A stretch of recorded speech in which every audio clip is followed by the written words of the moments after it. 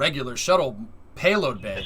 I'm going to make shuttle payload bay integration systems because I need to make the payload bay configurable. Because what if this SSTO, this big thing, is going to fly to the space station? It's going to need a docking port. Or what if it's trying to go rope a satellite and grab a satellite? We're going to need a robotic arm.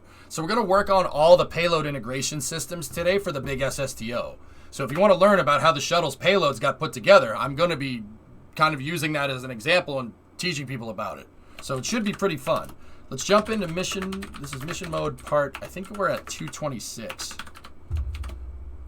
Let's jump into some KSP and go from here. Bizarre, 6-month resub. You the man, cuz. Thanks, dude. Right on.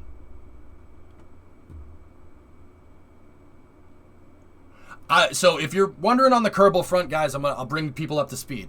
I decided that I needed to stop being a wimp and push the SSTO to full operation. We're like 90% of the way there. So I'm going to work on all the systems end to end for reusing the big SSTOs, the Jebstar SSTOs, and we're going to use it. The part count be damned. That's never stopped me before. So screw it. We're going to go for it. And we're going to push this thing into service, and it's going to be insane. So I got to figure out, my job today is figuring out the payload systems, and if we have time, we got to design the transfer stages that this thing is going to use. Basically, all the wide variety of payloads that this thing could do. I want the SSTO to do something like this. If anybody's familiar with an early shuttle program concept, there's something called Shuttle Centaur. Shuttle Centaur was taking a Centaur G upper stage, which is basically an elongated Centaur stage from an Atlas rocket, and putting it inside of the shuttle's payload bay. Putting it inside of the shuttle's payload bay for deep space probe insertion.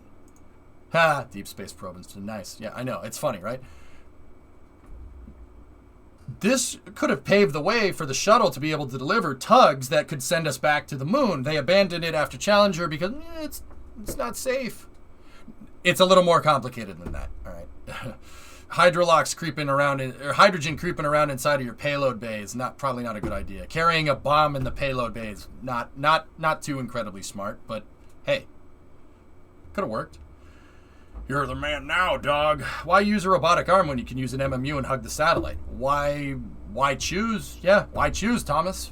Why don't I have it so we could put a pallet with MMUs on there, or I could carry the arm? I could carry both of those things. If we configure this correctly. You're riding the bomb. Yeah, Barak, that's always been my argument. Why that? Like, I get it, hydrolox pooling and stuff, right? But the thought behind the shuttle carrying a hydrogen upper stage inside of it is that, hydrogen can creep into places that you don't want, right? Like, that's not good. But also, at the same time, the shuttle is riding a gigantic hydrogen bomb, not a hydrogen bomb, but a gigantic hydrogen pressure vessel all the way up into space, and it's not like the hydrogen isn't being pumped into the back of the shuttle anyway. Oh no, this is where we draw the line. No, too much hydrogen, too much hydrogen. They actually had the Shuttle Centaur stage made. There it is. That's real. That's a real Centaur stage that was supposed to be launched in the space shuttle, and it has its pallet adapter. How much is too much? I don't understand. You making a Canadarm for it? I will make an RMS, yeah. Mm-hmm. Discovery. Access, tier 2, 68-month resub. Thanks, man. I appreciate it. Is that a dumpster that it's sitting on? No, Chuck. Kind of looks like it, doesn't it? No, this is... You're going to make me laugh. No, this is a mock-up of the shuttle's payload bay. So how the shuttles, and this is, I should get into it, and this is what we're going to work on in Kerbal. How the shuttle's payload bay works is that you have active and passive latching systems, okay? So that dumpster that it was attached to is a way to hold the Centaur stage. How they hung payloads inside of the shuttle's payload bay is, well, exactly as I implied. They hang them in there. See these pegs right here? 1, 2, and 3. There's basically a peg and a dowel system on each side of the shuttle's payload bay, right? And they basically just drop these pins into them and they locked. Now there's 2 different types of locks that could go inside of the shuttle's payload bay. there's active ones, and then there's passive ones. The active ones obviously would be attached to this because this is a giant pivot. What this does is it pivots up out of the payload bay, and then they eject the payload out the top. Because you don't want to eject it forward because the people are over here, right? That'd be not good. So what they did was they had a bunch of active and passive latching systems. And the cool thing about it is that the active and passive latching systems are modular. They can configure them on the rails of the payload bay here. So you could have active latches here, here, here. Like every couple of feet, they would have a spot for a latch, and you could put one that's designed to stay there and not deploy, or you could put one that deploys. So, for instance, the shuttle's airlock for the majority of the end of the shuttle program, the airlock and the docking ring right here was riding in the front active or the front passive latching section. They would put two passing latches up front, right, and then the shuttle's airlock and docking ring would be held on with this truss structure, and it would just stay there. You're not going to deploy the airlock. But you could take the airlock out of the shuttle if you wanted to as well. If the shuttle, they foresaw at the beginning of the shuttle program that you might not necessarily need a docking ring if you're going to deploy a big satellite. Why would you need a docking ring? Why would you need a robotic arm? Maybe if you're just deploying a satellite, you don't need the arm. All of it was super configurable. You could switch everything out. In this particular picture here, they're carrying a docking ring, right? They're carrying a docking ring and then a transfer tube to the Space Hab module. This is the Space Hab module in this picture. This is an older picture of the shuttle.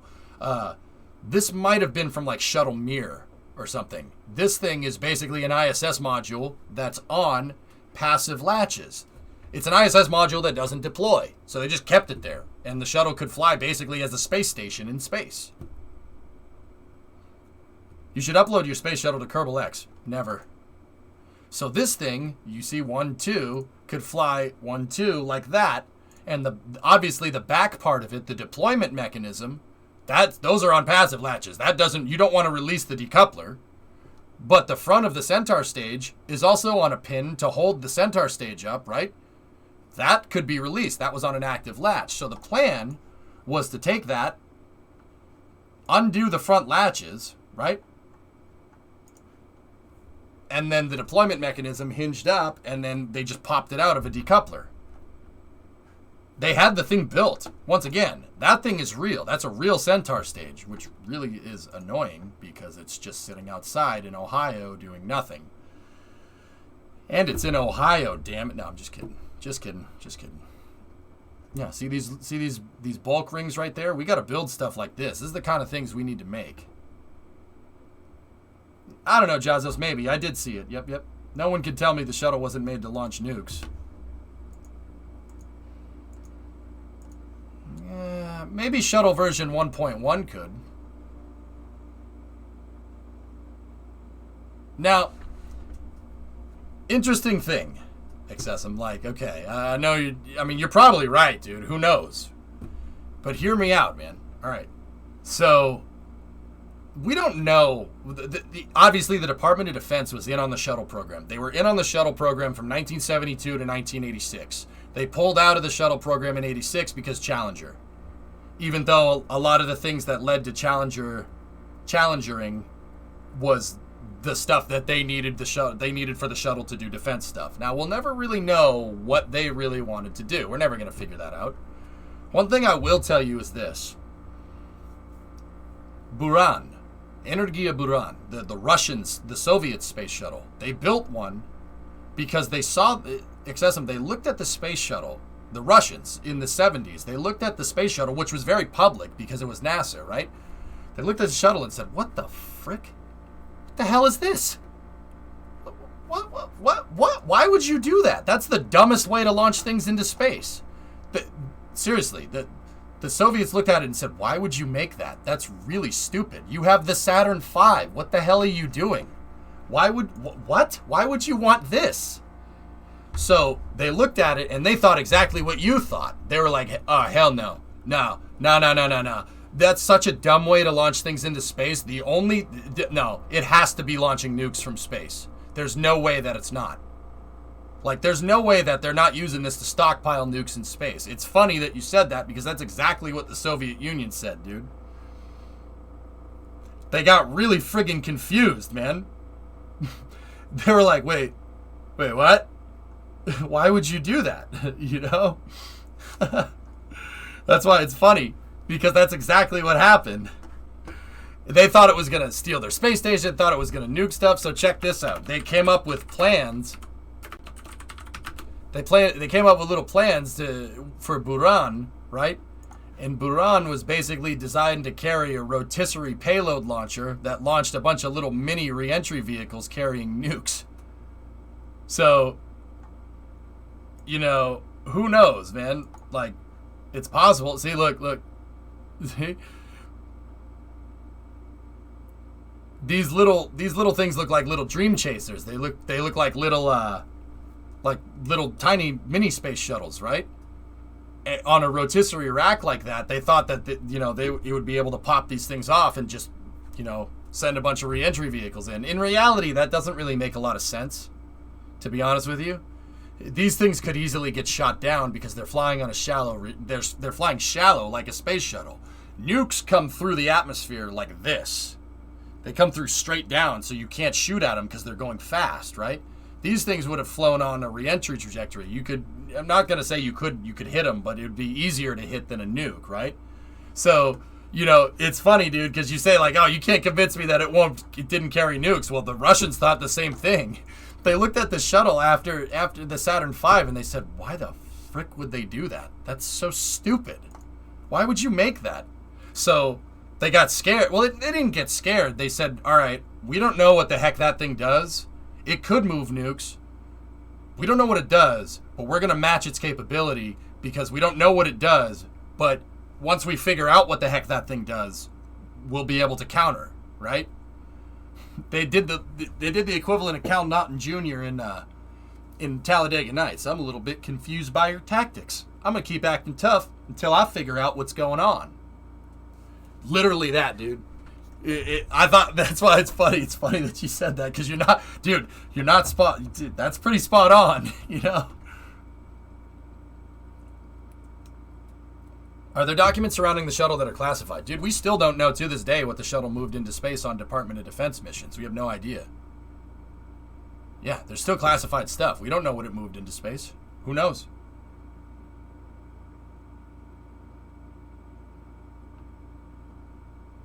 Yeah, Elios, polar orbit once-arounds, dude. Keyhole sats, but keyhole sats would go into a Sun-Synchronous Orbit, right? So you'd need to do a little bit of that. Elios, you know what I'm talking about here? You know what I'm talking about? You know what I'm talking about? A little bit of that? A little bit of some West Coast shuttle launches, bruh? The shuttle couldn't launch polar without a KSC, right? What is Sun Synchronous? A Sun-Synchronous Orbit is a highly inclined retrograde orbit. Now, Chuck, if that doesn't mean anything, okay. So you have Earth, right? I know you're newer to this, so I'll keep it simple, right? You have Earth, right? Earth has the equator. The equator's around the center. There are types of orbits that you can go into. There's orbits that are closer to equatorial, which is an orbit that would mirror Earth's equator, all right? And then there's orbits called polar orbits. Polar orbits go over the poles, all right? They go this way. Different types of orbits are classified relative to how Earth spins, okay? So Earth is spinning this way, right? It's spinning this way. If you go with Earth, the way Earth spins, that's called a prograde orbit. If you go against the way the Earth spins, that's called a retrograde orbit. We tend to launch things going due east with the rotation of Earth, but because we're rotating, right, we get that velocity imparted on the vehicle already. Basically, because we're spinning, we launch from the Earth that's spinning, and you go with the rotation. It's actually easier to get into space if you do that. You literally need less fuel to do that, right? So orbits that go with the rotation of Earth from the equator to 90 degrees, right? So if you drew a line from the North and South Pole to the equator, it makes a 90-degree angle, right? Any orbit that goes inside from 0 degrees inclined, so an orbit that follows the equator to 90 degrees inclined is called a posigrade orbit or a prograde orbit. You're going with the rotation. After that, when you're going against Earth's rotation, it's called a retrograde orbit. Retrograde orbits go opposite the way that the Earth spins. Now, How does that pertain to a sun-synchronous orbit? A sun-synchronous orbit usually has its inclination, so its inclination is past 90. If it's past 90, it goes against the way that Earth spins, okay? So you need to launch into a polar-esque orbit. So these orbits go north-south, and they're slightly inclined. They're slightly tilted against the way that Earth's spinning, okay? The idea is that with a sun-synchronous orbit, your payload will fly over the same spot at the same time every day. So, for instance, if you want to peep on the other guy's space program, you would put a satellite into a specific type of sun-synchronous orbit to be able to basically image that spot on the Earth every day at 8 a.m., no problem. So you can see what they're doing on a day-to-day basis. These are where those spy satellites are. You know those spy satellites that you see in movies that's like, enhance the image. Those types, the optical satellites, that's where those are. They're in sun-synchronous orbits. Everybody does this. The Russians do this, the Chinese do it, the British do it, the French do it, the Americans do it. Everyone has spy satellites there because everybody wants to be able to peep on stuff at the same time every day. You basically get sunlight to see what the thing's doing, right? Because if you just put a satellite into a polar orbit and it's just going like this, the satellite might fly over a certain point at night, in which case you can't see anything, right? You just see a bunch of lights. You won't be able to tell what's going on. These sun-synchronous orbits use Earth's precession. Basically, Earth is not...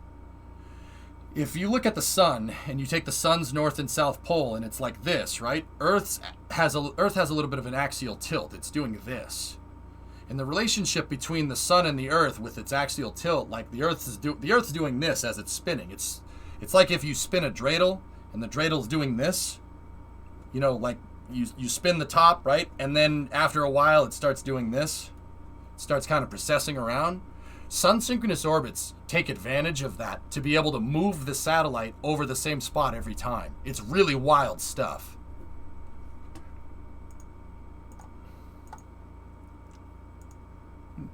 No, yeah.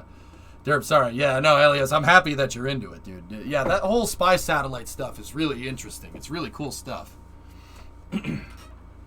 Yeah, the keyhole satellites. Yeah, the Hubbles that are pointed in the wrong direction. Oops. What are these? Just a couple of staircases rolling. They look like a staircase that's going inside of the wide bay, builder. Hey, finally off work. Did you miss KSP? Nope. And now we're all on lists.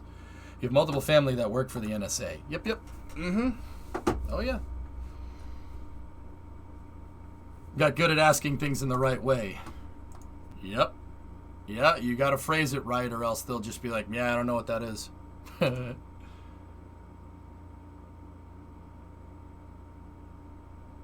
How did they know the capabilities without knowing what it does? Espionage is the answer to that. Oh, that's neat. I thought Equatorial was the only orbit that we put objects into. No. We can put objects into any orbit you want. All right, let me get the joystick out. Let's get to work. Oh yeah, Kerbal will teach you that. Mm-hmm. Now you can't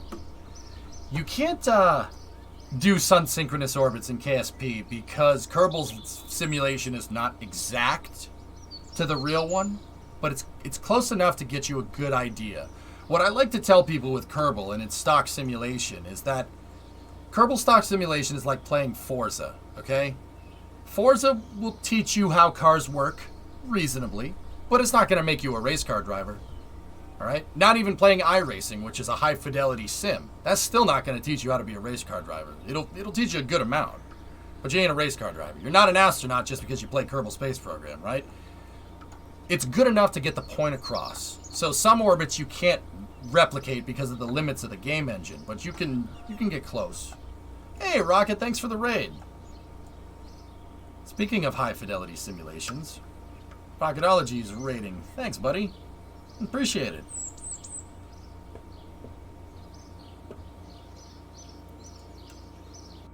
All right, let's get in and let's work on this payload system. I mean, you can launch anything in any direction if you want to, Chuck. It's just some directions are, like Buck said, some are more useful than others. Lies, Forza will get me ready for Le Mans. Sure. Sure it will. Let's see.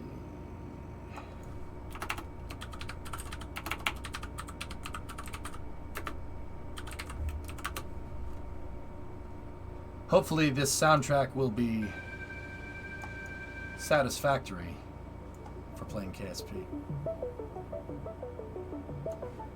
Alright. Forza is good for learning the tracks. It'll teach you something, Excessive. It won't teach you nothing. But you ain't gonna go be like Mario Andretti out there, you know what I'm saying? But it'll get the point across. Kerbal gets the point across.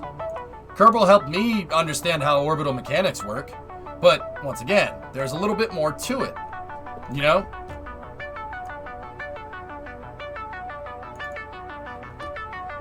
But it'll get you there. It's good enough. Go, Jimmy Broadbent. Old Jimmy. That guy's cool. I wish I had more time to go and peep on what's going on over there. Alright. Let's go in here. LV5B2 payload changeout device. Here we go. Alright, so we're working on the payload bay here, and we're working on how we're going to put payloads in and out of this thing. We've got to come up with something like the shuttle's active and passive payload system here, but I want to try to be able to do it for not a lot of parts. Okay? I could make it super high fidelity, just like the real one, but this thing is already a tank. It's already a lot of pieces, so we don't want to get too crazy with it. Yeah, Elias. Yeah, he did. He won his first real race the other day. We got a lot of people in here that watch him, too. I would if I had more damn time, you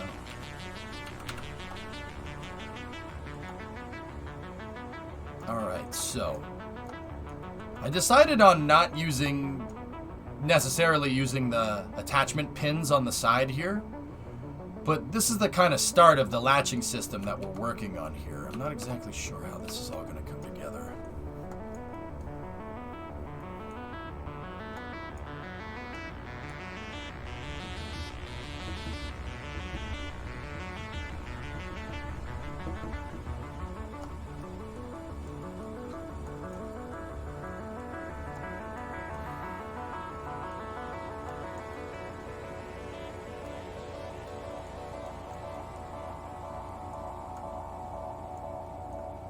Let's take a look here. So, long story short, okay, if you're unfamiliar with Jebstar, we'll start here. Jebstar is my single stage to orbit project that I'm working on. I am like 90% of the way done with this thing. Now, the thing flies, it flies fantastic. It flies great, but that's not the whole story here. How I play KSP might be unbeknownst to some people. I play by what I call mission mode rules. Mission mode rules are a rule set that I made up, right? It's a rule set that I made up to make Kerbal a little bit more true to real life. Plausible realism is the big one. Make it a little bit more true to real life in terms of like how stuff gets put together and how you integrate and build rockets. And also make it challenging. Mission mode is designed to be hard. It's a really difficult rule set. So like, for instance, this SSTO, it flies great, and we prove the end-to-end that it works, from liftoff all the way to landing. But that's not the whole story. I make launch pads for the vehicles as well. All right, that's its smaller, that's its little brother right there. I make the launch pads for the vehicles. Why do I make the launch pads? I make the launch pads because my vehicles are reusable. They are fully reusable. At least that's what I'm making the push for.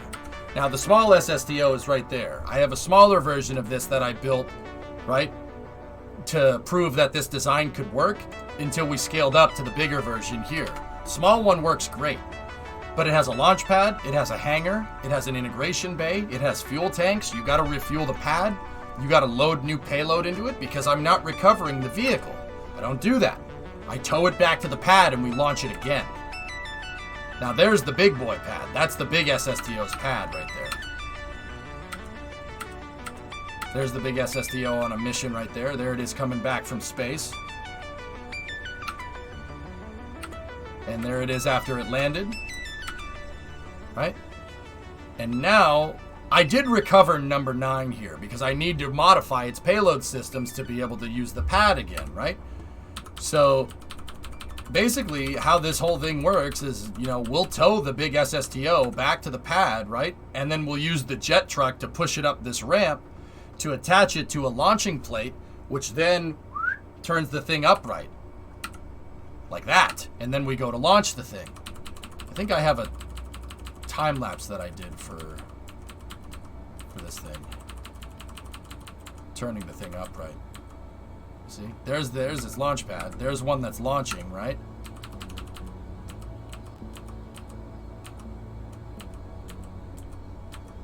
There's a mass simulator that I use, but see? That's what it does.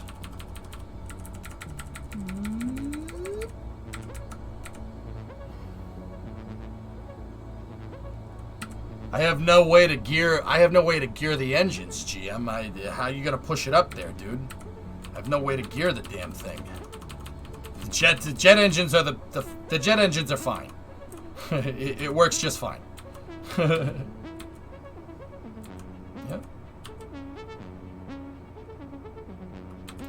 Yeah, Sea Kraken, that's all fixed. Absolutely. Yep. So we got to figure out a way to put these payloads in there. That's when they released 112 fireworks launchers. I used them as chaff for a 747. That's funny. Yeah, see, I went through a bunch of prototypes for this whole thing. But now we're almost ready for full operation. Now that smaller SSTO is designed to launch crew. And crew only. It could launch small payloads. This thing is designed to put the big stuff into space. This thing is designed to do what I said with like Shuttle Centaur, right? It's designed to put big stuff into space. We can deploy upper stages in space, and then we should be able to go and grab them and bring them back as well. If it was an SRB truck. Yeah, right. Yeah, we gotta basically do this. Now, I would like to design the upper stages today too, but we'll get into that in a second.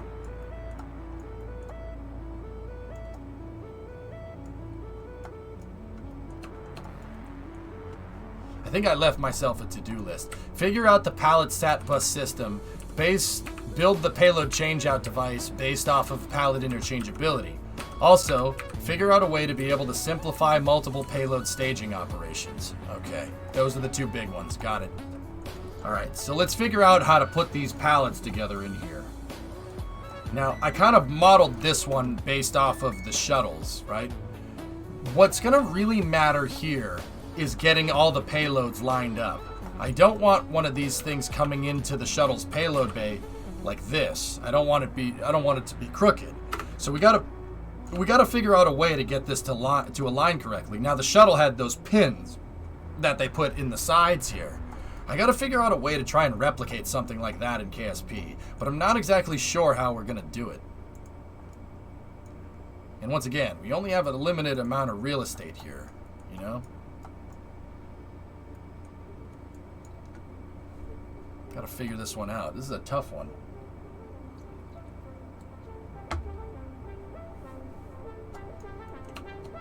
Air brakes or I-beams?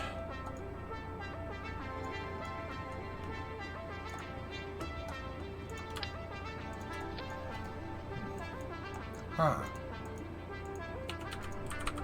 Tiggs, we could do something like that.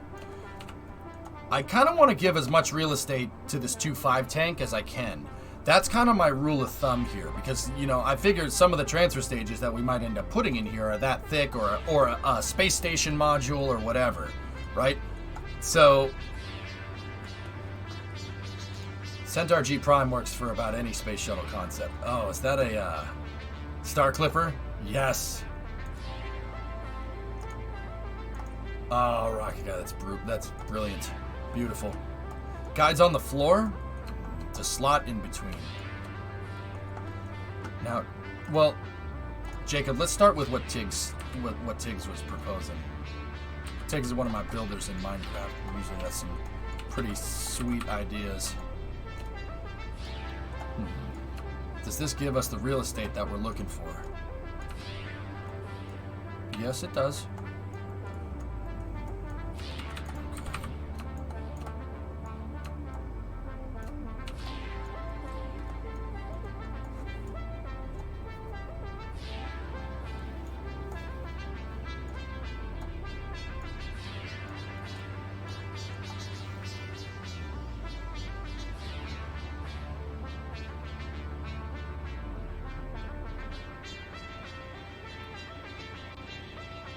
For real estate.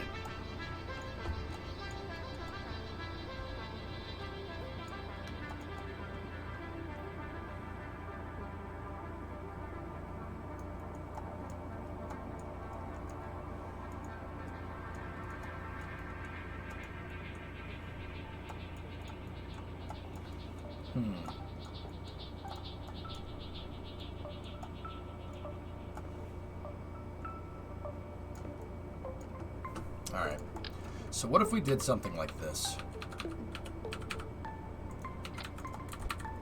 So we have our I-beams. What if we put the I-beams on the sides like this?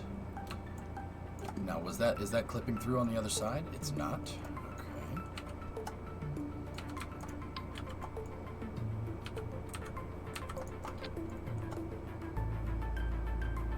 Oh. It's not clipping through on the other side. Hey now. You're an all-star.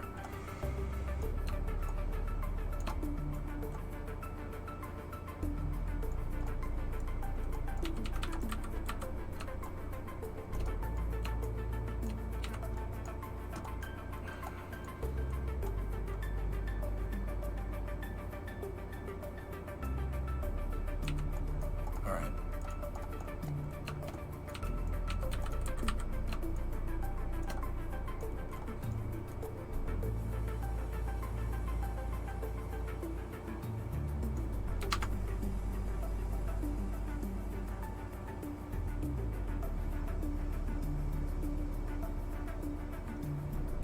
The latching system was a little bit above the center line of most payloads. Hang on. Shuttle payload bay.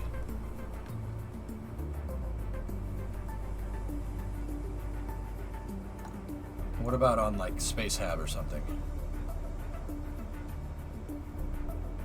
Now the latch pegs are up here somewhere. The latch pegs are above the center line here. Okay. Alright, so we're talking something like this. Because we need some room up here for the... on the real shuttle, they needed room up here for the radiators. Right? They needed room for the radiators, and they also needed room for the robotic arm. There's unused space in the bottom corners. Indeed. Yeah, for sure.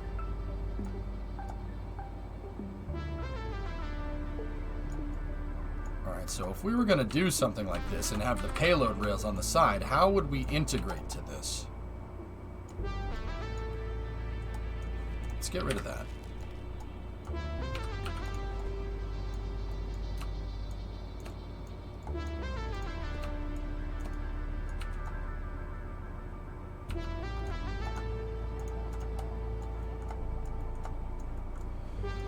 Yeah, Jim, they couldn't implement they couldn't implement the fixes on the toilet fast enough. Honestly. So as Dragon is yeah. They're gonna have some diapers, dude.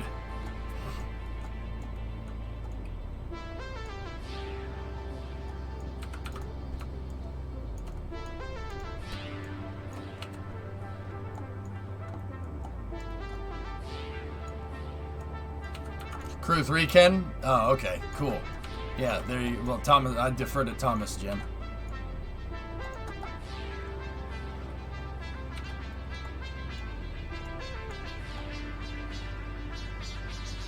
Apparently it's just Crew 2, Rocket Guy, yeah, that's right. So they did implement the fix for Crew 3. Okay, cool. I got that wrong.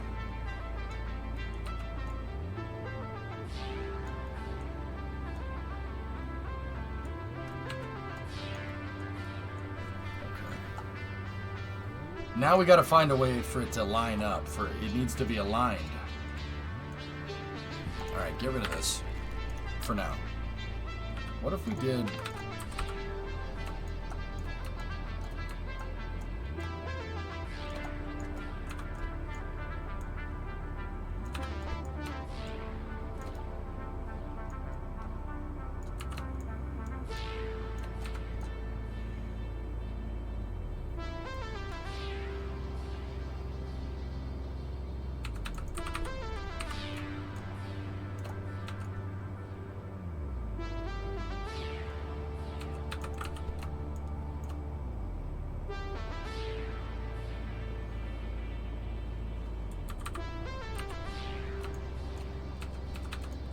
I'm almost wondering here, like,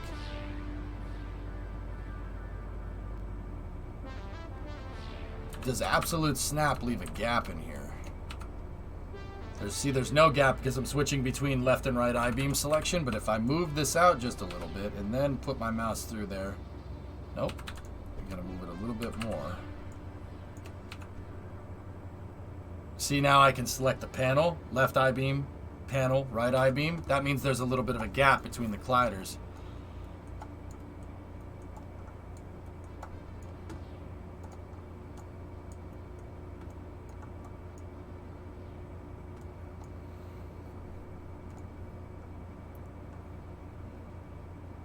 Okay.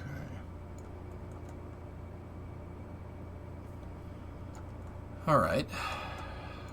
So that could align us, because that would make it so this thing can only go down here in a certain way. It can only be put in a certain way. But now I got to bring... Let me bring that 2.5 piece back in.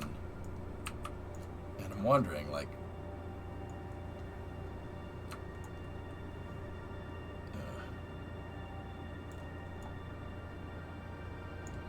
yeah. Okay.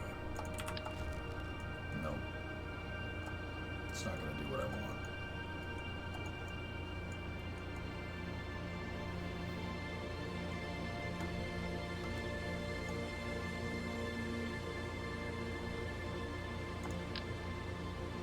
Ooh. Ooh. The grip pads. That's a good idea. Let's see what we got. Flip this over like this, and then move it like this.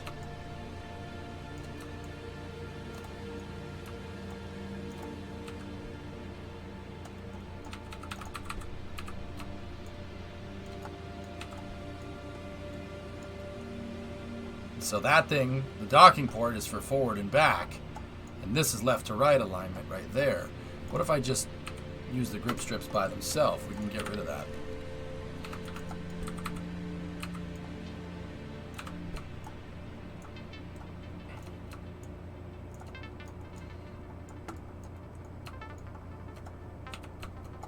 What is it that you want here? Well, Rocket Guy, I need to be able to quickly move stuff in and out of this payload bay, right? Because we want to be able to integrate fast, right? So I have kind of the idea that I came up with is not some type of integration system that's on the pad. This will be integrated elsewhere. Think about like horizontally integrated payloads in the shuttle. They were done in the OPF, right? They weren't done with the rotating service structure. I don't want a rotating service structure with this design, even though I mean, we could probably get away with it if we really wanted to, but I don't want to integrate on a 1600 part pad, you know what I mean? I don't want to do that.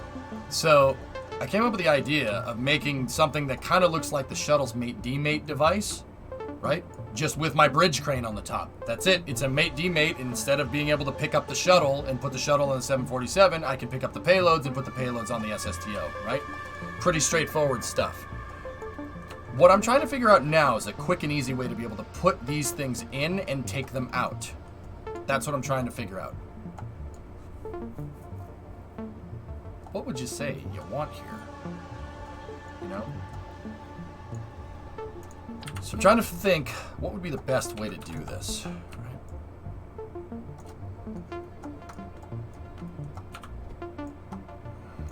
A grip strip could potentially hold this in place, right? Its colliders are pretty true to its actual shape. So like if I did something like this, right?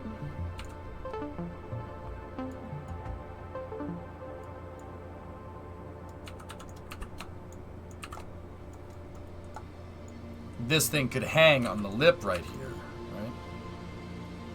And if we grandparent strutted that thing, it would just be grandparent strutted to the docking port. So the alignment mechanism would stay fine. It's basically like the active and passive latching system in the shuttle's payload bay. If you want to be very technical, that's exactly what it's named after.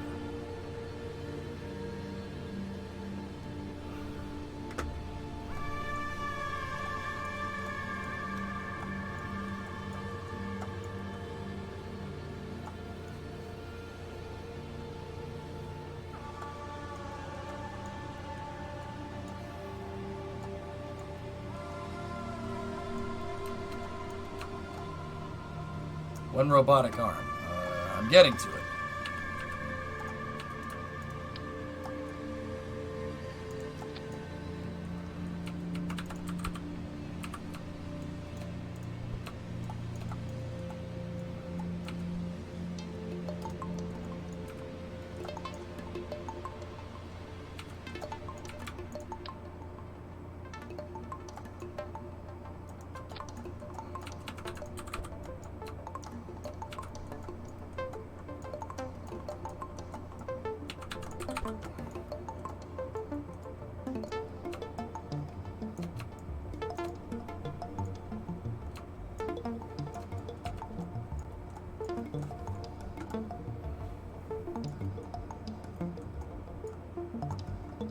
We got a nice big old payload bay here.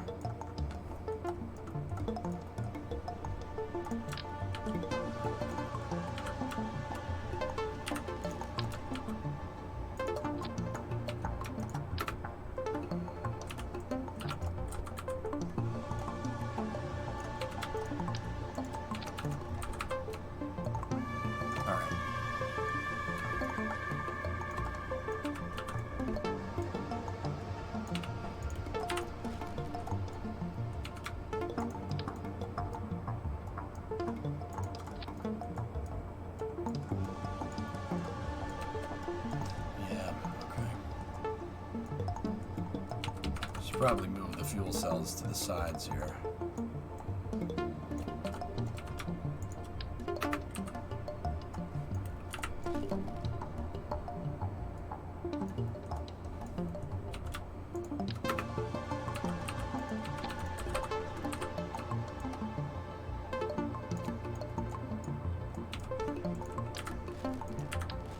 There we go.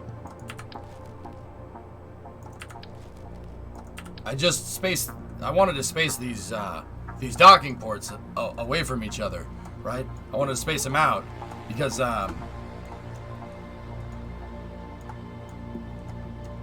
so I can configure.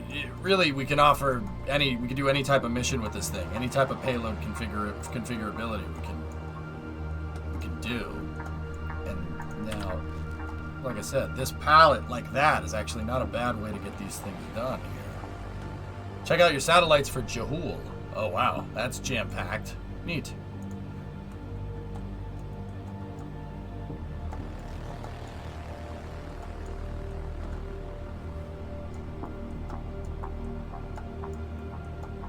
Now, these are all attached to that payload base segment. So these are going to need to be latched themselves like this.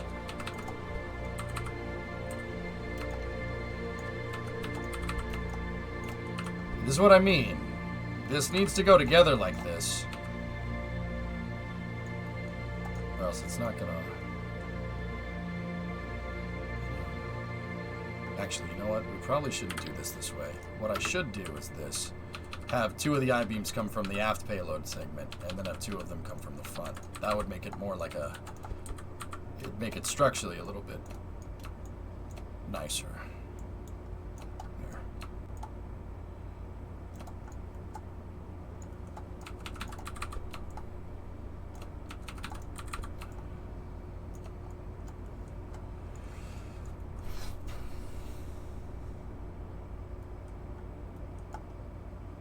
Let's see, we got overlap there. That's going to mess with it.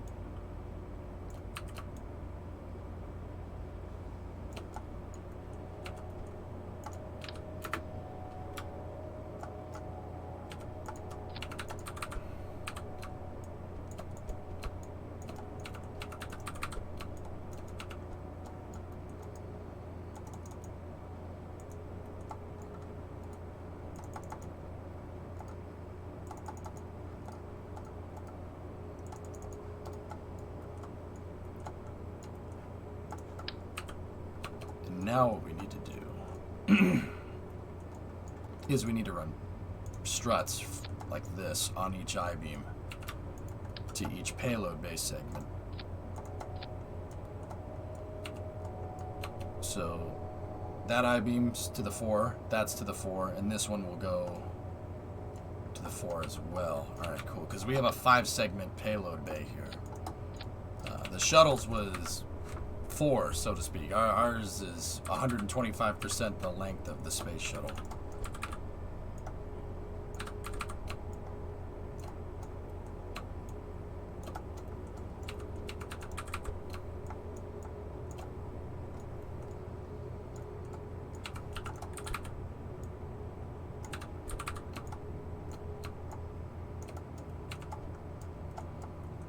Now these payload bay rails, like I said, they're going to hold this thing in place, and we'll be able to hang the payloads on here.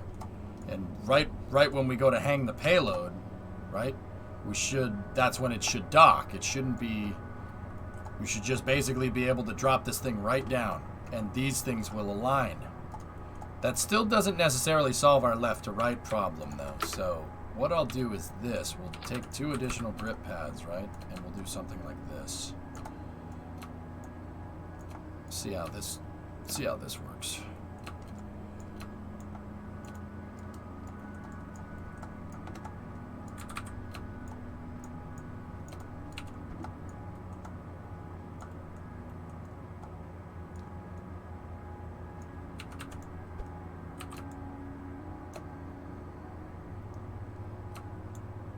Just like that.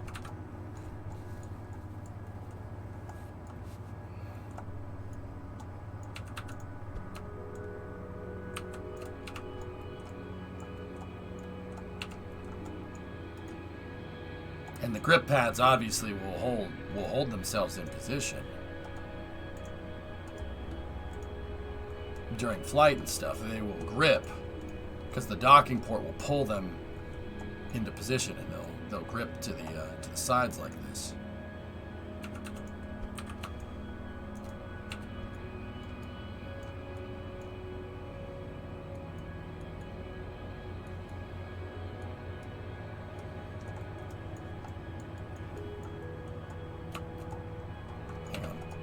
I gotta check something here.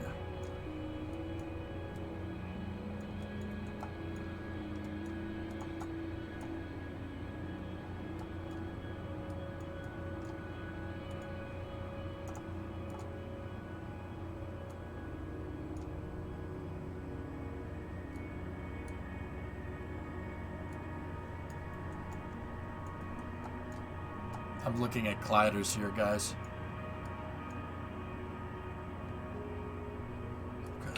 Yeah, this is how this is going to need to work.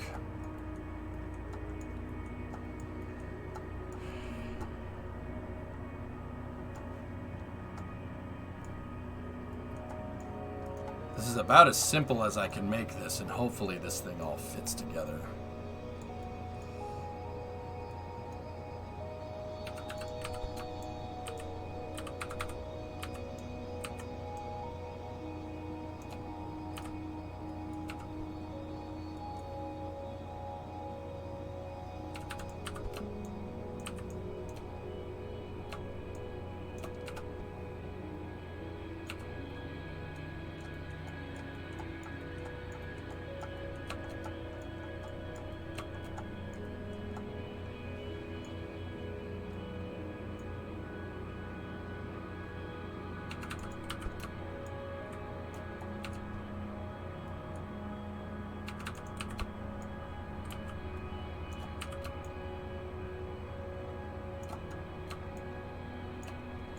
All right, well, now we got to test this somehow.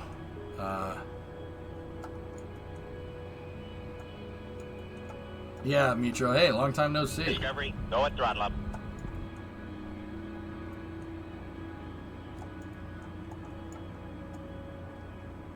I got to test being able to pull this stuff in and out of the payload bay. Okay, we're going to do that.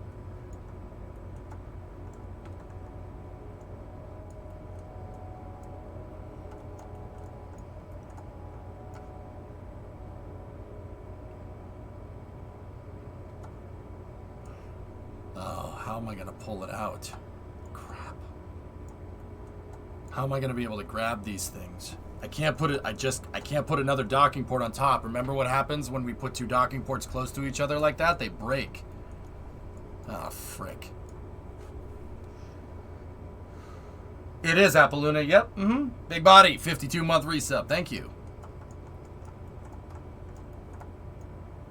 Oh, man, that's another problem. How are we going to do that?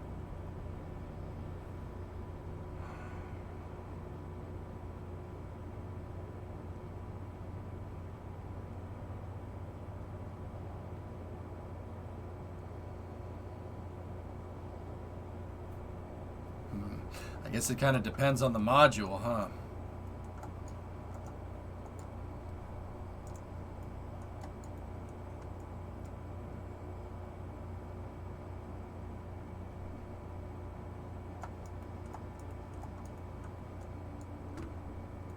All right. Here's what we'll do.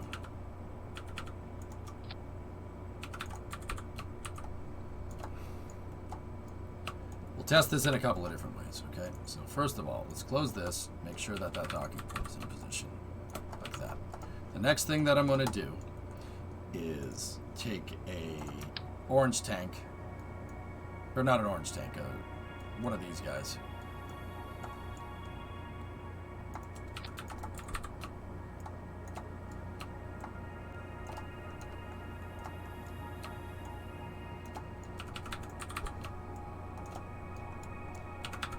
And I'll put this in the, pretty much the position that I think it's going to go in, right? Been busy with call-outs. Well, that's not a problem. No problem. All right, so now,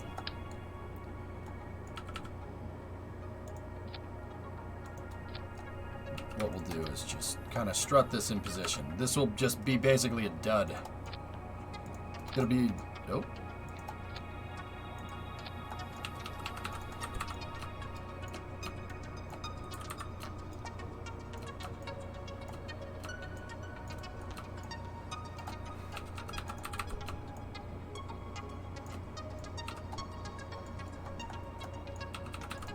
This is like kind of representative of the space station module. It's non-deployable. So that's going to go down there like that.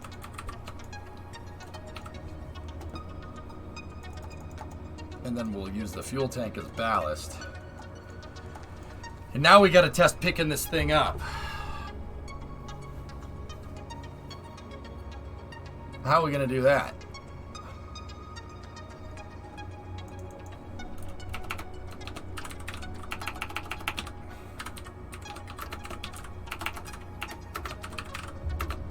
You know what? Let's make a payload bay test stand.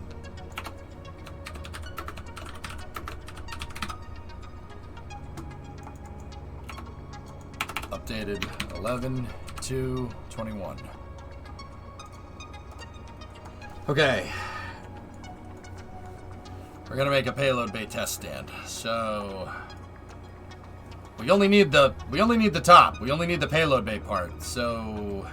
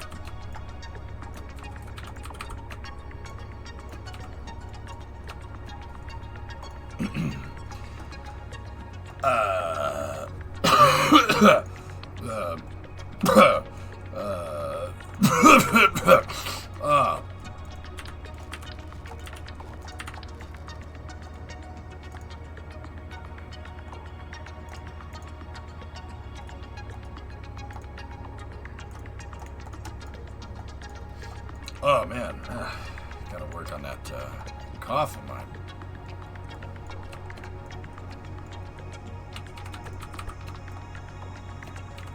You okay? You're getting worse? Yeah, I might be. Yeah, but sorry, it's just the cough, you know, like.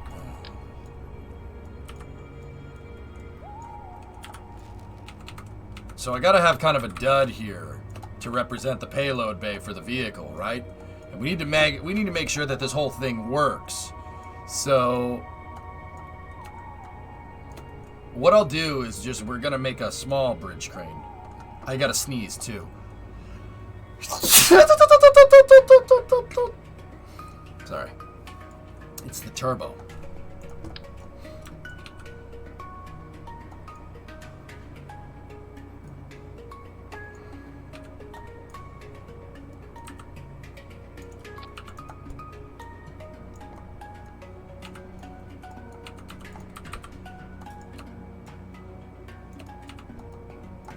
That's not true, Blue Shorts. Don't make up lies. How do you know that?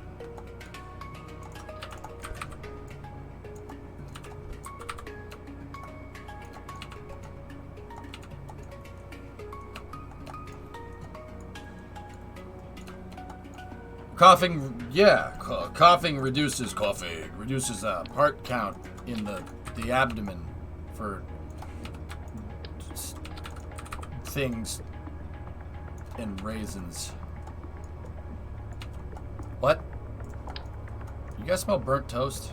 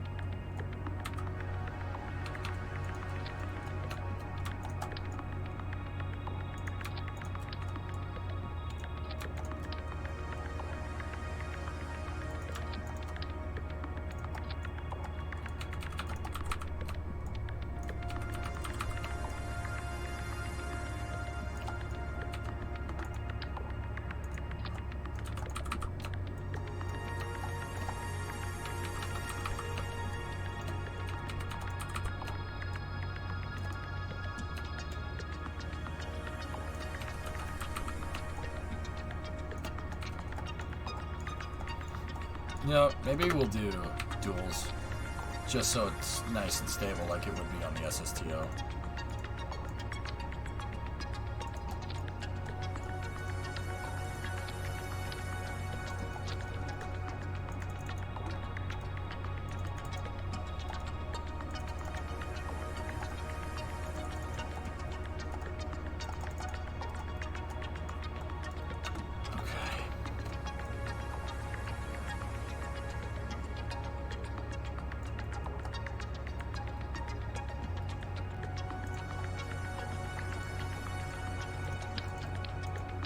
Actually, we don't even need the front.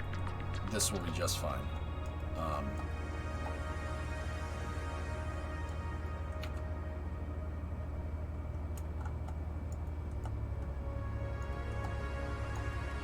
What I will do here is we'll have that one in here, and then I'm just gonna grab this, right?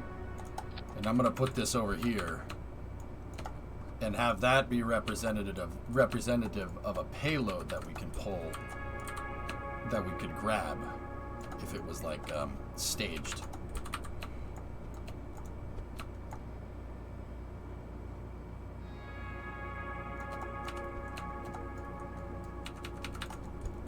And then we need to make sure that the crane is a separate vehicle. And then I also, so we need to make sure that it can undock, and then I also need some type of primitive alignment system here to make sure that the crane doesn't move.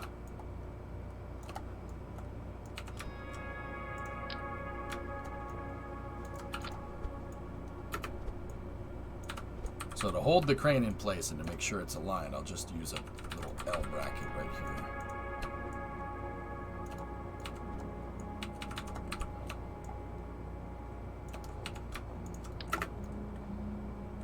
And then I gotta make a way for the crane to undock, and then we'll go go mess with this. This is basically the test stand to make sure that all this stuff works correctly.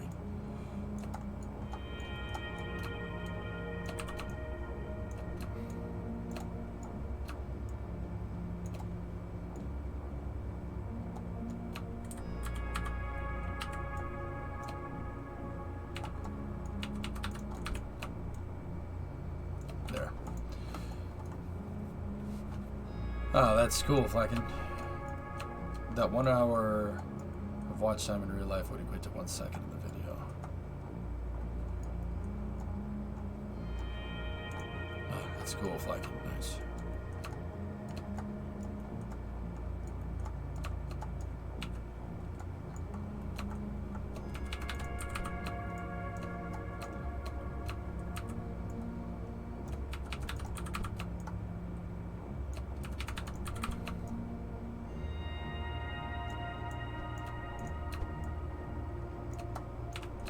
Now I just need to make a decoupler mechanism for the crane.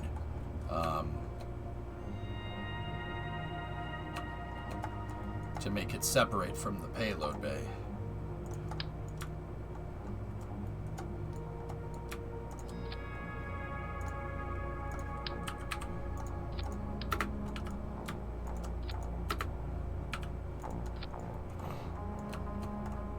Okay.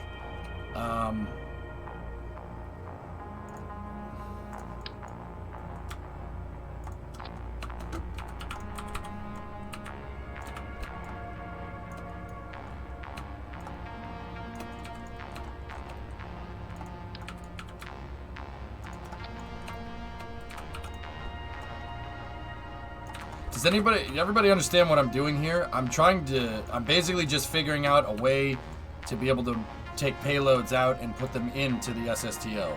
That's really what we're testing here. That's the big one. If this pallet design works, right?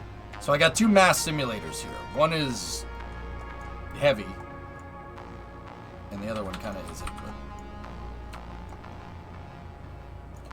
Oh. I don't think we're actually aligned here. No, it's not.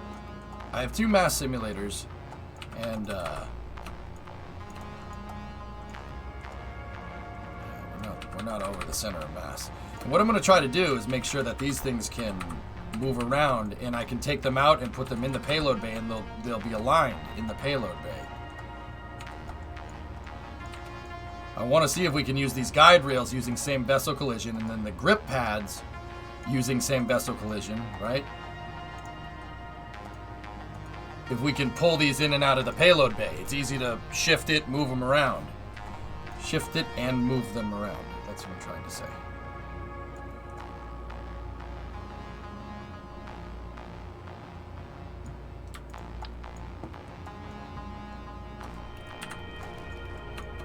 Well, it's not going to be attached to the pad, period, so yeah. This is going to be a separate device, I guess. I wonder if copying and pasting this a bunch of times kept the cow controllers. It did. Wow, that's pretty cool. Yeah, cow controllers still work. Excellent. Okay. So, like, we'll see if we can pick this one up and move it somewhere else, and we'll see if we can pluck this one out and put it in, etc., etc. Okay, I think we're ready for a test.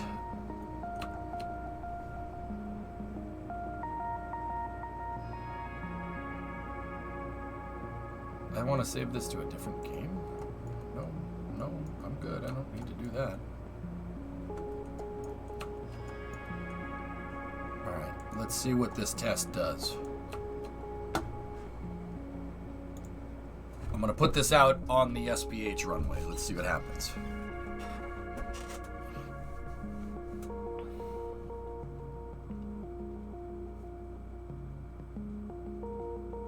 Because once again, I want to get this figured out. My goal is to get our lunar program, a new poll for the lunar program for how much it's going to cost and how many missions it's going to be. We're going to get that restarted by the end of this, by the end of the week.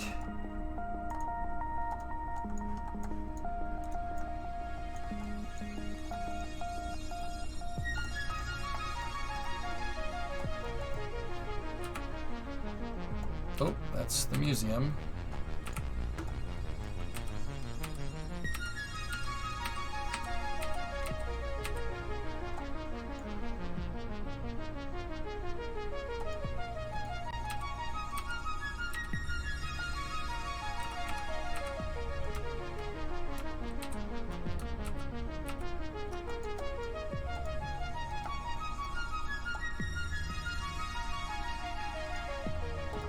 No probe core on the crane. Yeah, this is satisfactory. I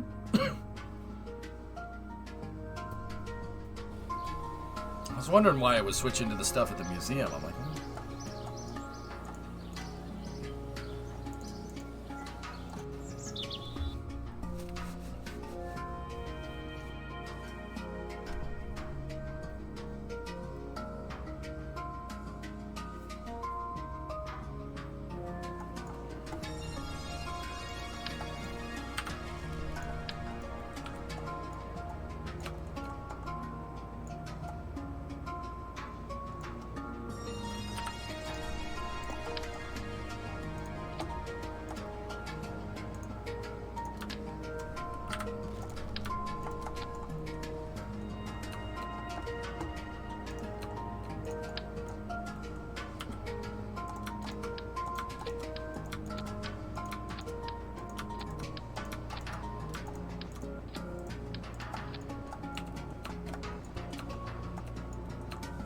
all right.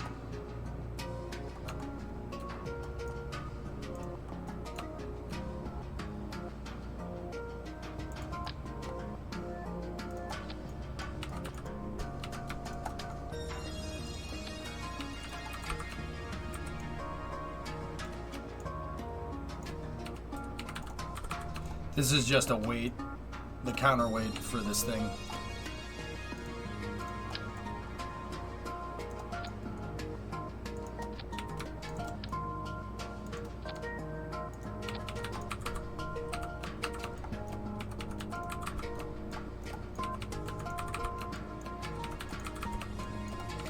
This is to make sure that it doesn't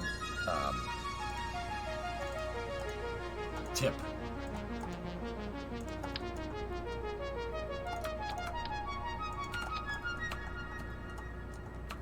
Sweet. All right, let's get her done and see if this works. Remember, each one of these is a 9-ton mass simulator. These ones aren't. These are... Those we can use for fuel cells if we need to. All right, let's try this again.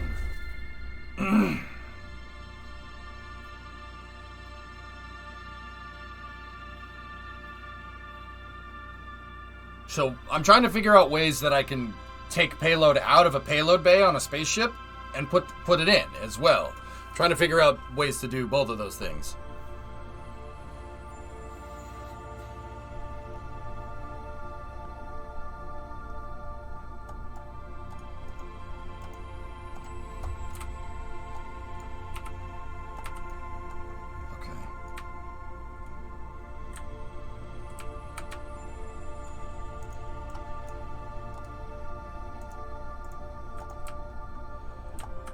So, I suppose the first thing we'll do is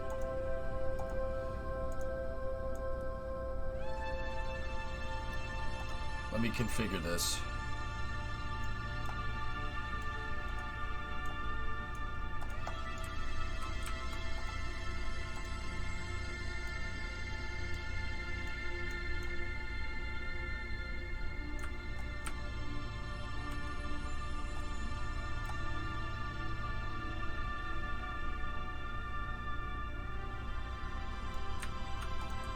Okay, so side note, we can't reach that. Alright, that's good to know. Alright, well, I suppose what we'll do now is try and grab this thing.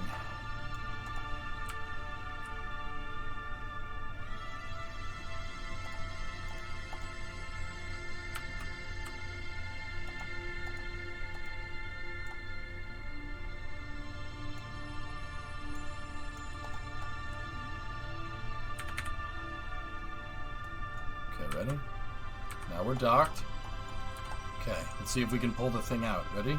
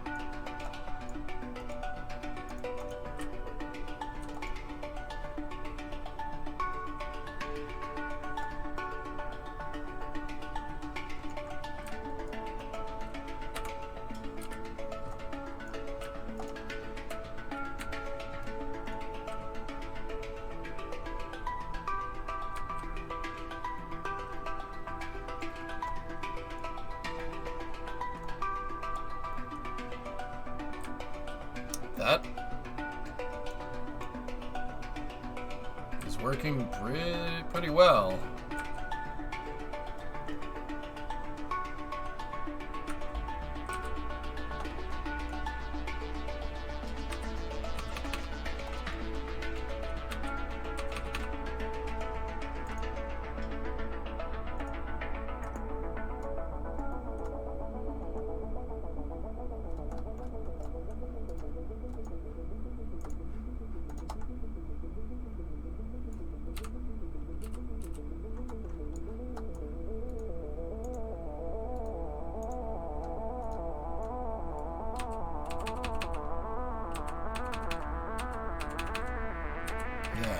Even when it got misaligned, it bent it back into position.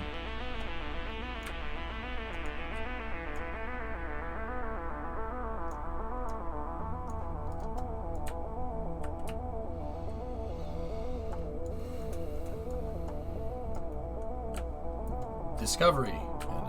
New discovery.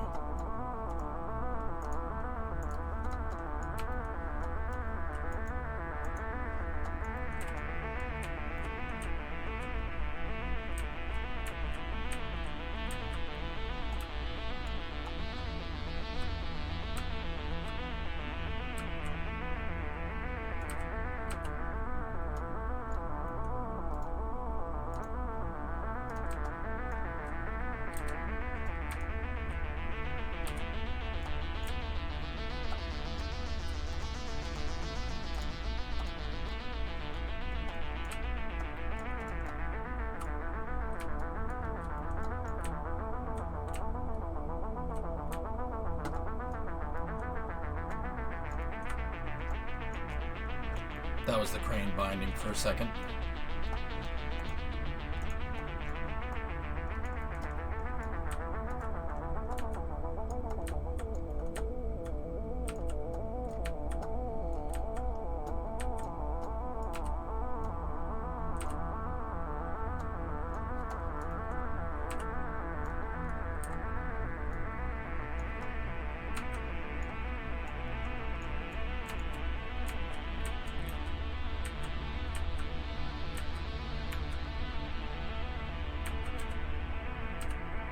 This looks really good, guys. That's performing just fine.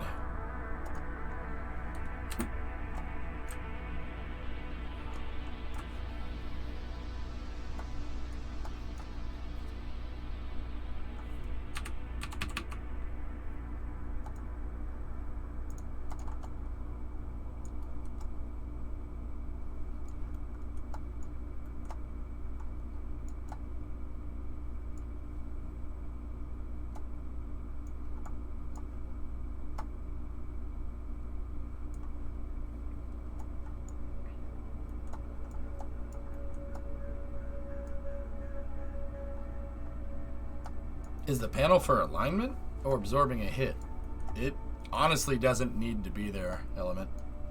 I could attach the grip pads directly to the docking port, but I put that in there so if I grandparent strut the grip pads, so it's docking port, panel, grip pad. Grandparent strutting the grip pads makes it so they're attached to the docking port. It's an invisible strut that I pay one part for 1, 2, 3, 4 extra struts, right? Time warp test? Oh yeah, no, I've done a couple of time warp tests. This thing just, yeah.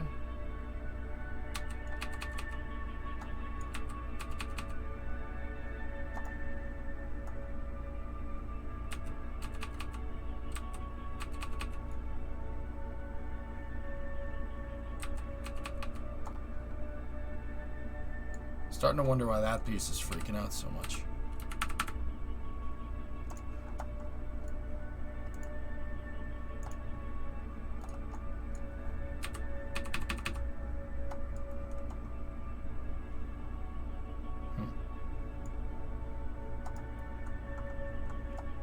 Yeah, that's why it's there. Kind of as a buffer, you know? Buffer piece.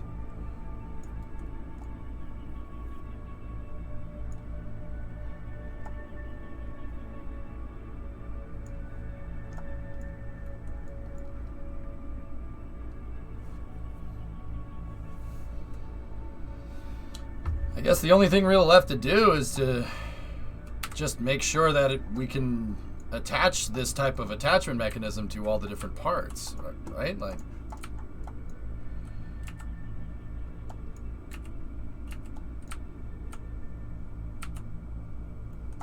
right? So make sure every one of the ports can be attached to. Just undo that and then flip back over to the crane, pull the sucker out, right?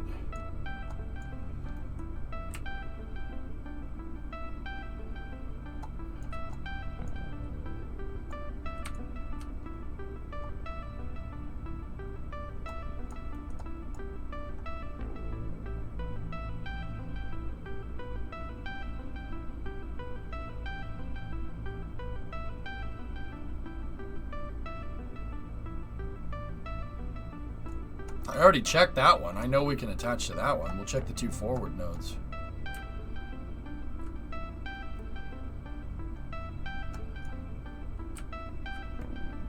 Yeah, it's pretty neat.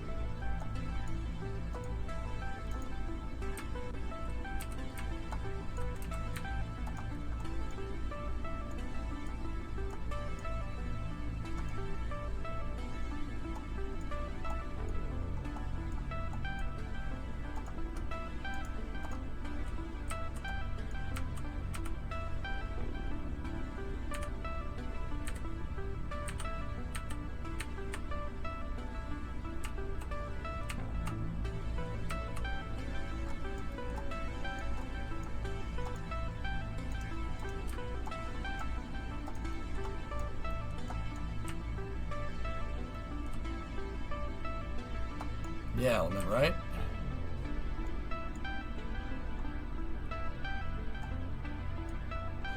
I'm noticing some flex here and there, but nothing really too bad. Everything's gonna flex a little bit. Oh, I can't get at the front port. Dang.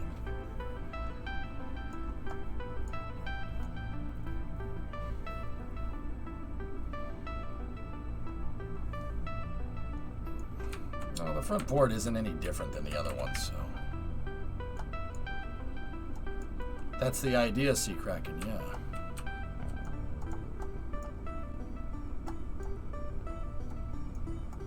Any storm damage? No. No, we didn't get... We weren't down the Cape. Down the Cape got railed pretty bad. Not where I am, though. I'm in the city.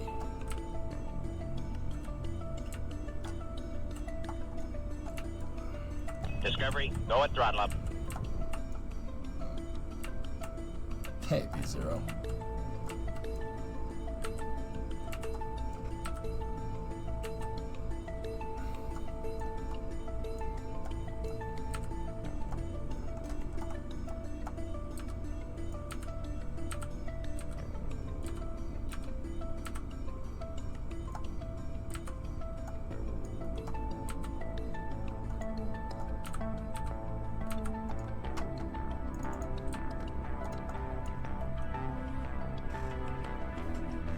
It seems to work just fine. Like,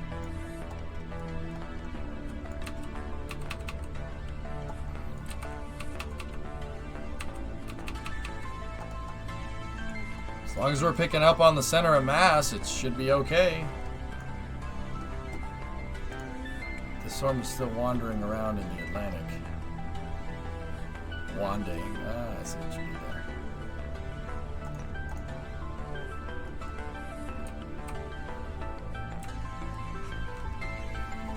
I mean, how is this thing gonna jive when we go to put a stage in here?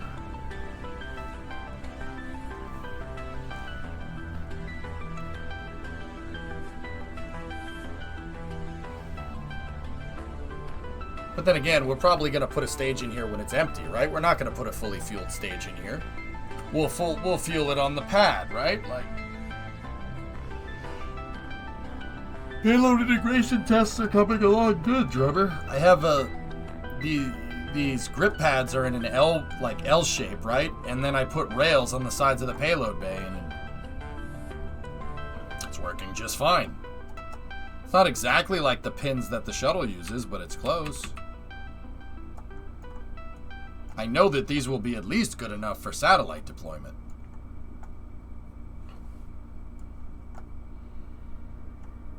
Yeah, it's like this is how the shuttle did it. The shuttle had these things.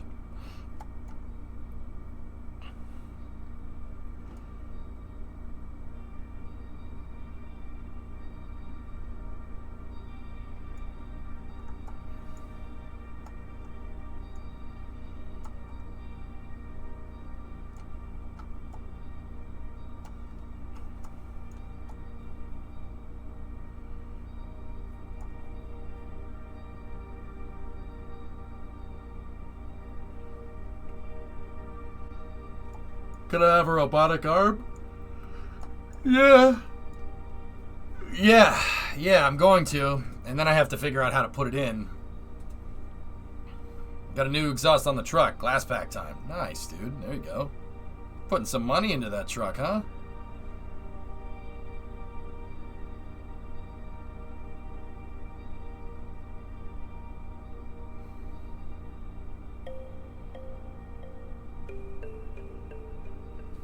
Okay. I'm pretty happy with what I'm seeing here, guys. It's really is working pretty nice. Now you're in like 12K. Damn, dude. Alright, cool. I'll recover all this. Looks right to me, dudes.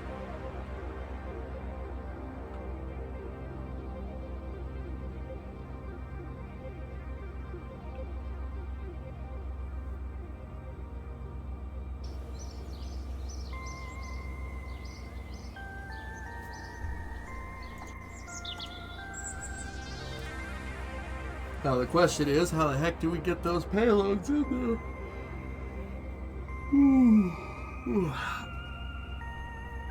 How do we get them in the SSTO?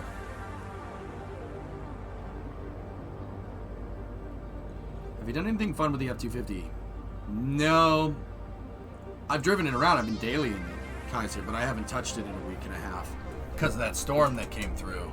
I actually haven't gone and check on it. I should probably go and do that sometime soon.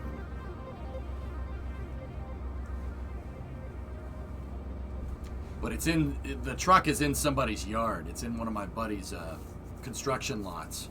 So I have to go, every time I go over there, I have to go call my buddy, and he has to, you know, there could be stuff in the way. I have to move stuff out, so it was just range. How many parts so far? Oh, I don't know.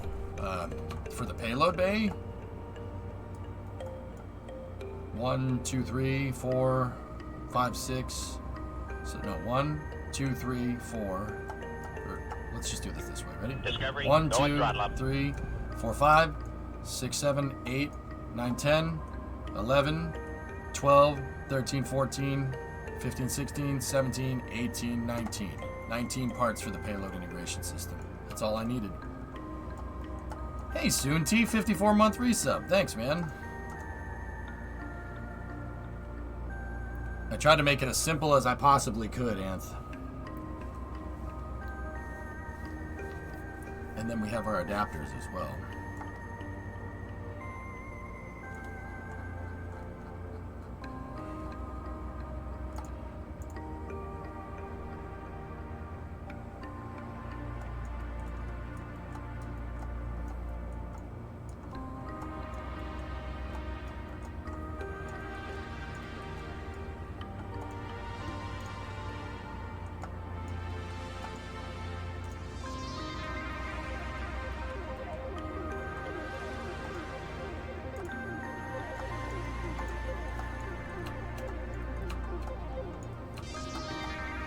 Look, man, it's gonna be with a high part count payload, and it's gonna be 2,000 parts on the pad.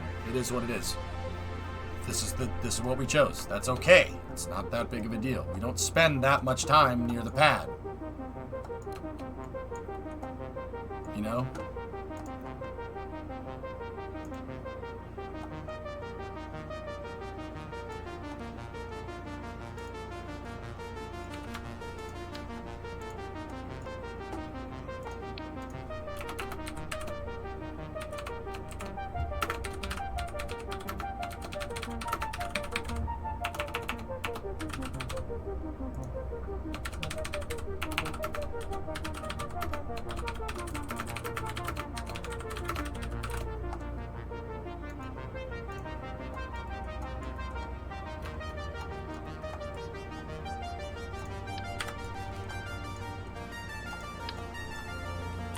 Now I have that as a sub-assembly. I can take this off.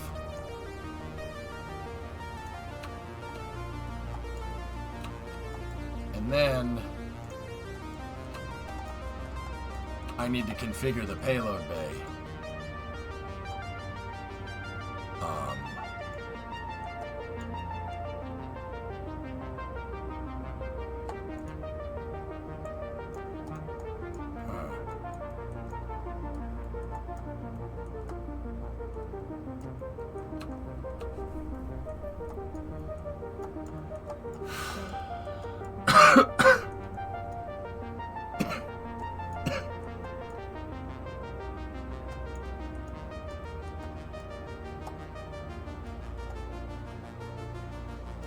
Okay, so now that I figured that out, and we figured out a good way to do this,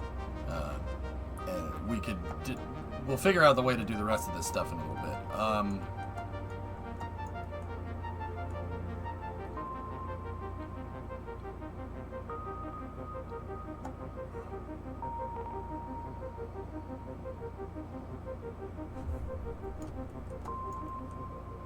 I gotta apply this to the block, right? This is the payload changeout device file, though. But we gotta make sure that this works. That's the one that we used as tested. So what I'm gonna do is I'm gonna save this as LV5 block 3.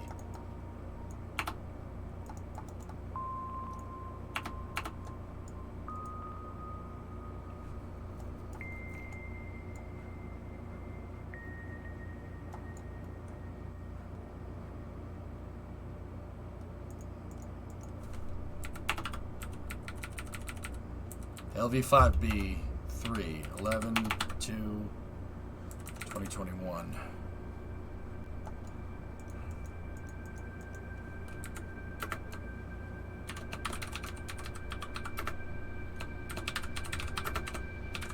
With the finalized payload bay. Save that, and then take this, get rid of that, save that.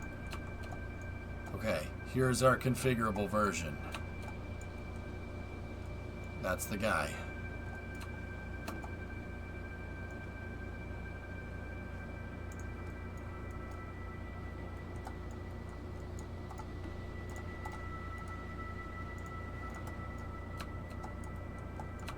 Perfect.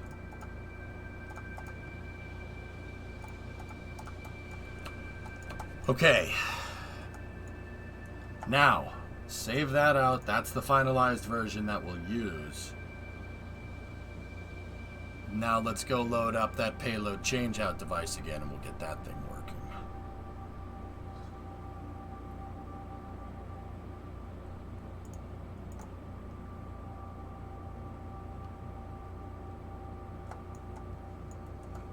Alright. So now how are we going to pull the payloads out of this thing? We got to make kind of halfway in between the bridge crane that we made for the Freedom rockets, and halfway between that and a mate demate device. So, all right, let's figure out how we're going to do this. We also need a way to pull multiple payloads at a time. Okay.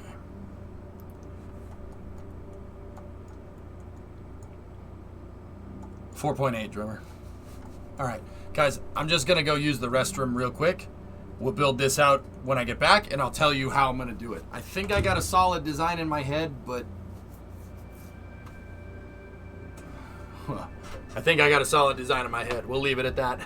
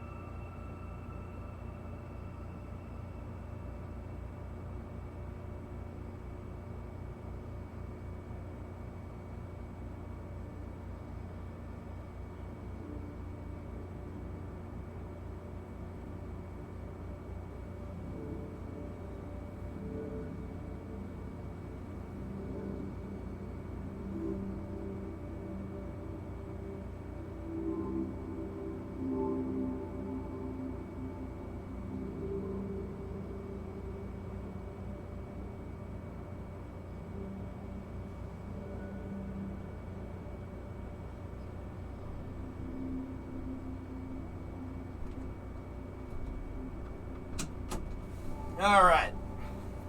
So, how are we going to get this done? How are we going to get this done? So,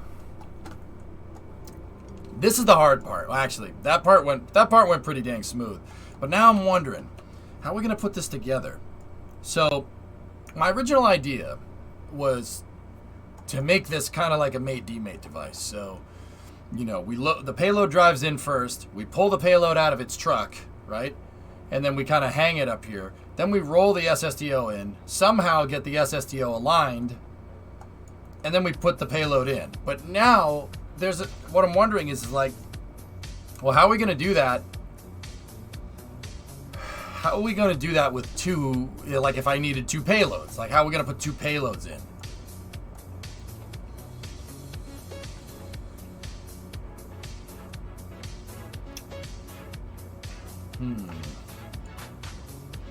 What I'm kind of thinking is just basically make the bridge crane just a little bit longer. Let's just make the bridge crane a little bit longer, put an alignment mechanism back here, and just drive the payload truck up behind the SSTO, and then just pick it up, put it in. You need another payload, just pick that up, put that in.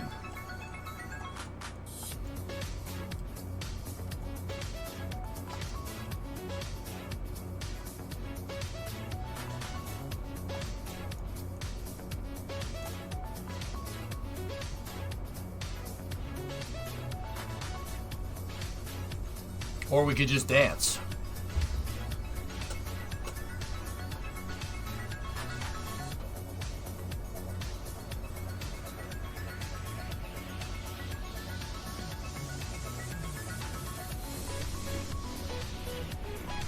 I mean, we could just dance, that's fine.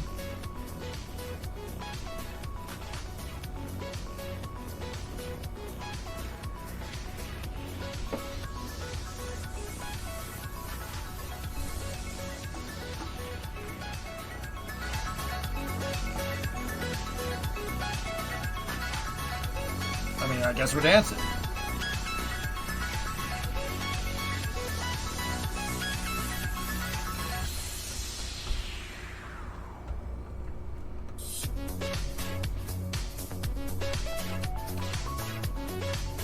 This is satisfactory, yep.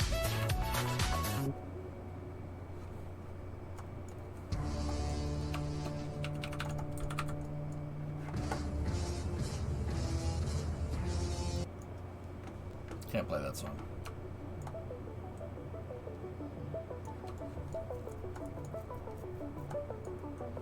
Is 6400 Delta V enough to land an SSTO on Minmus? Yeah, should be.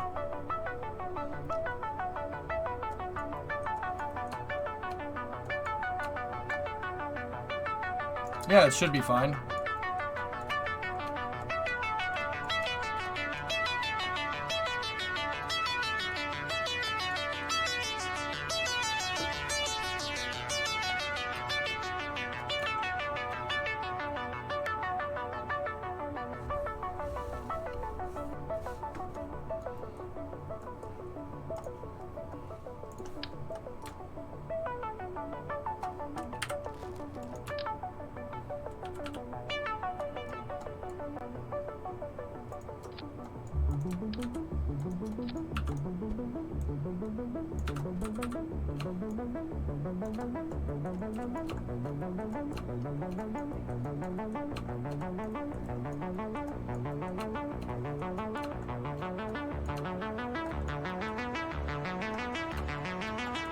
It's just your piloting skills.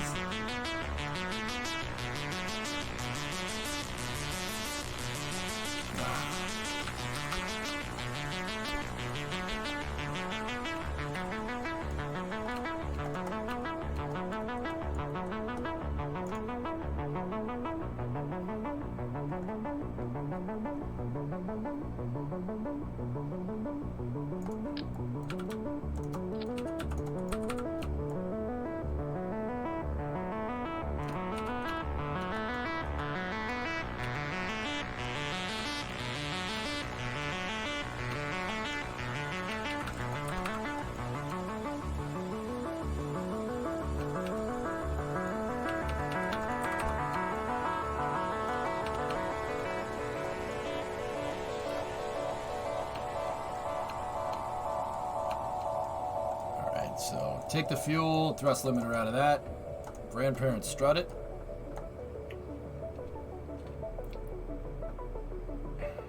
We don't necessarily need liquid fuel and oxidizer in these things. Can't you just duct tape the entire thing to the roof?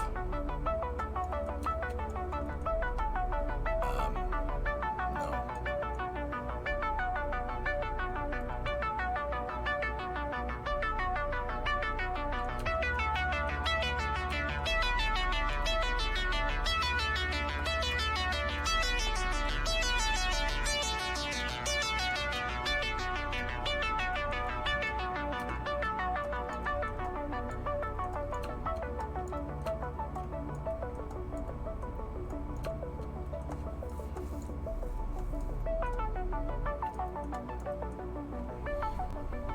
Alright, I'm also going to need to extend the bridge crane a little bit, so let's take this, edit the fairing.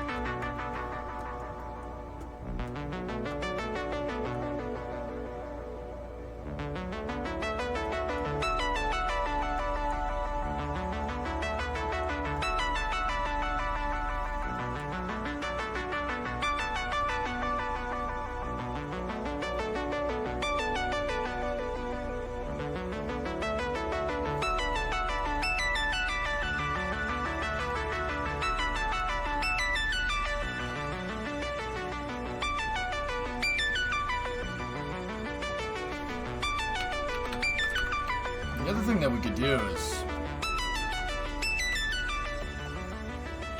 stage payloads from the front and just, you know, we would need a long bridge crane to do that. I might need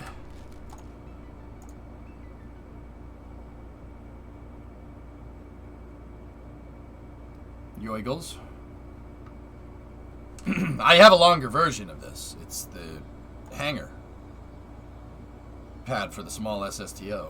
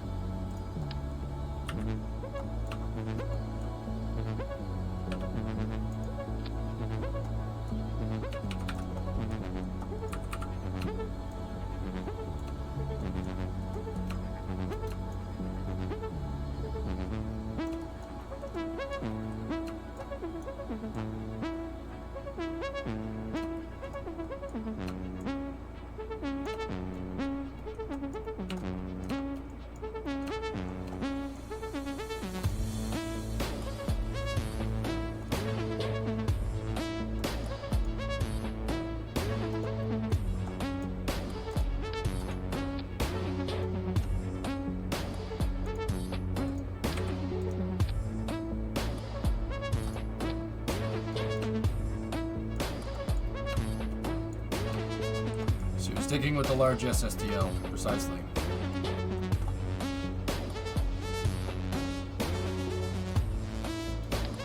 EIR.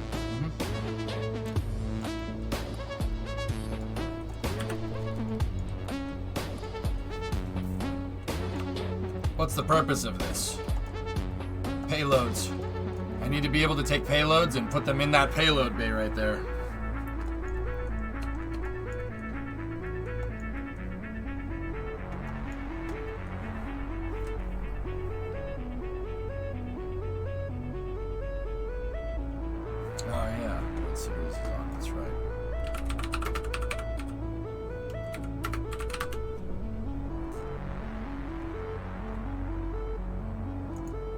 Go ahead and put that on, guys, if you don't mind. Not in the background, I can't listen to it on stream.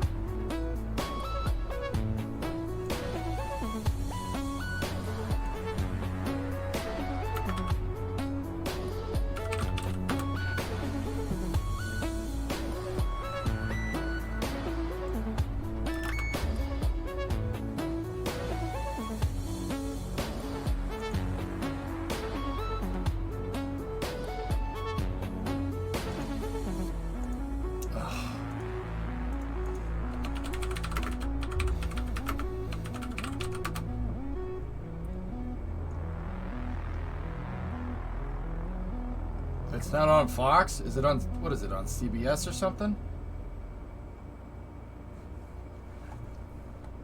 Check this out, it was crushed. Let me see.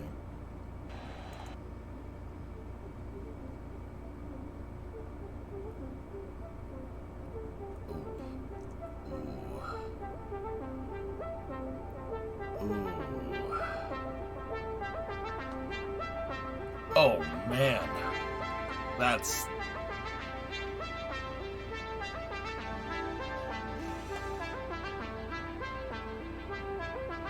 Wow.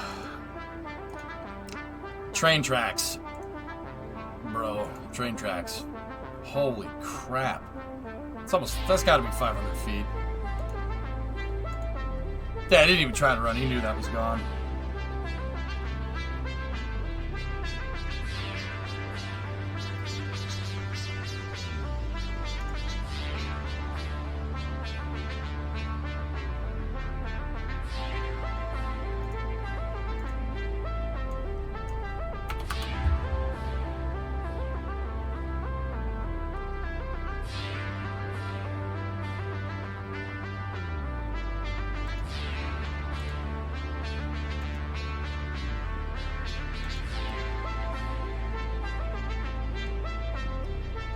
No way he hit 600. There's no way.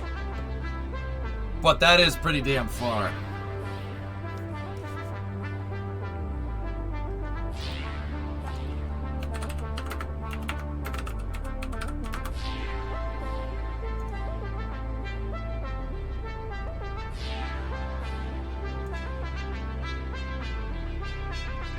I was gonna say, okay, there we go. There it is. Okay, I got it up. All right, excellent. Over the tracks is a long way, dude. That's a long way.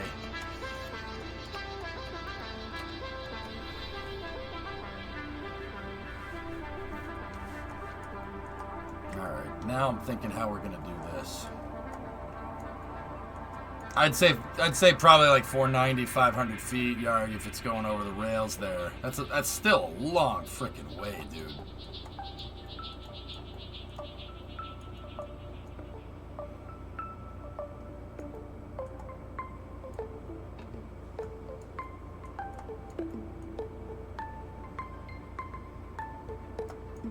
.446. Yeah, that's right. The left field wall at that in the Astros Stadium is short like Fenway, believe it or not. It's short like Fenway, but it's not a 30-foot high wall. You know, there's some stands and then the wall.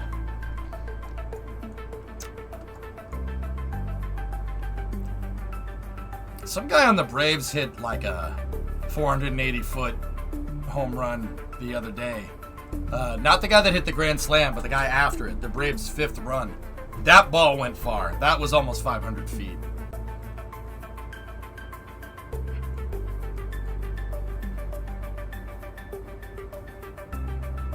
All right.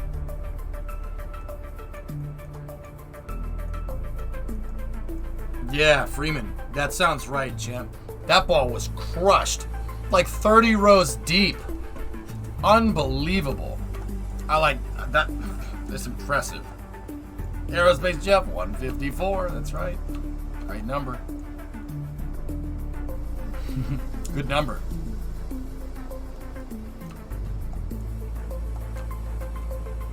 Yeah.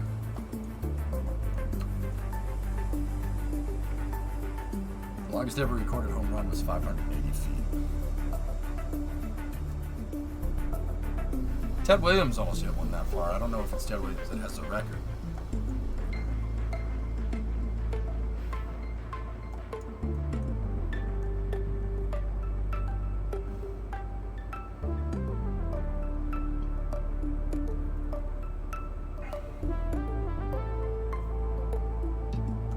All right.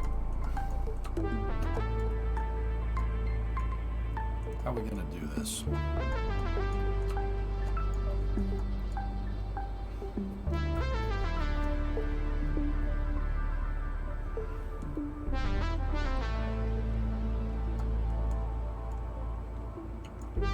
This thing is a freaking tank, dude. Look at this.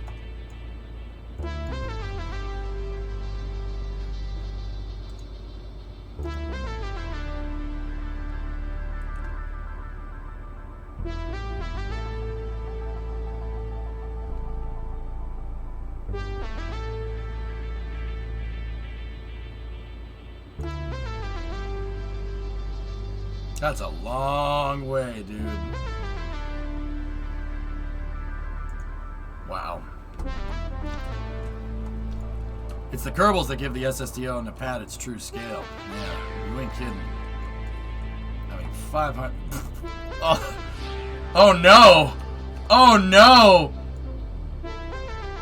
Swanson just belted one. Oh no!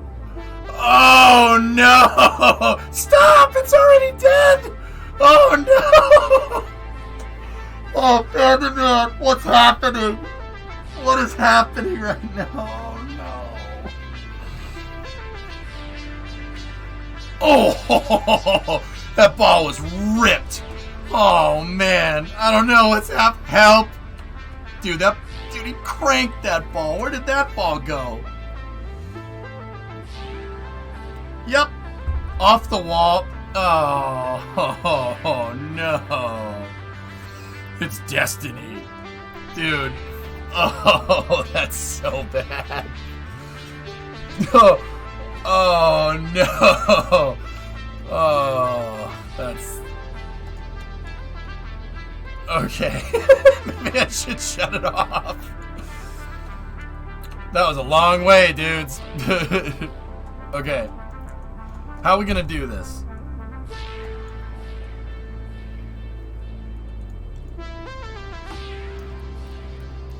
Ha. Ha. Ha. Ha. Ha. Ha. Ha.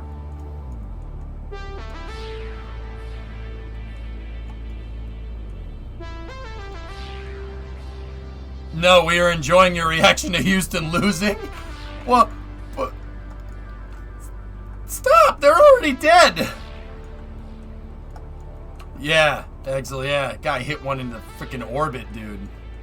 Never mind spin launch, dude. Never mind that. We don't need spin launch when the guy can just hit it, and that's the first stage. It's all good.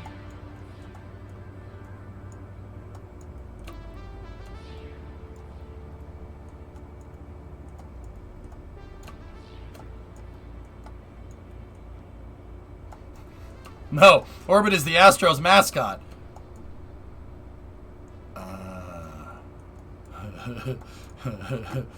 Oof. What's up, Sawyer? How you doing? God, man, that's bad. You know what, fellas? Due to this thing's weird shape, I might need to devise something a little different. All right, that's good, man.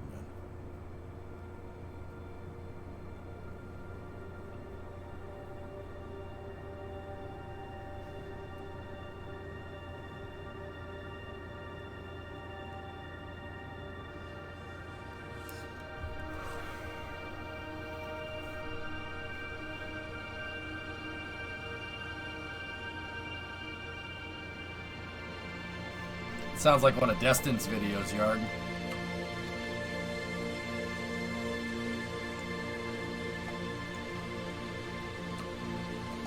Been better, but nothing like Kerbal to make everything better and nice. Post-baseball game, too. It ain't close no more. It ain't close no more, man. Damn.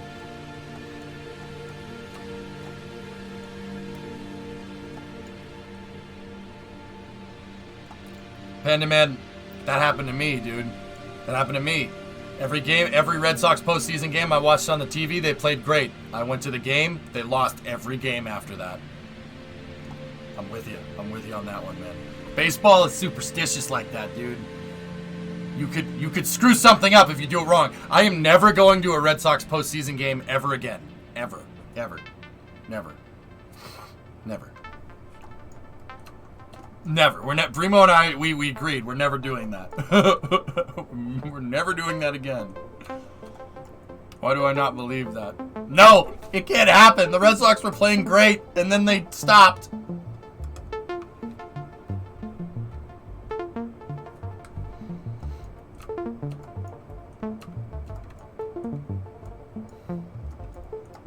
How am I gonna get this right?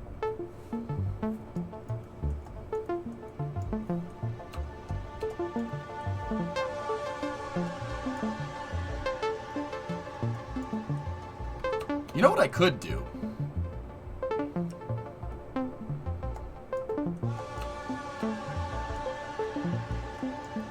That's why I never go to a Jets postseason game, Kappa.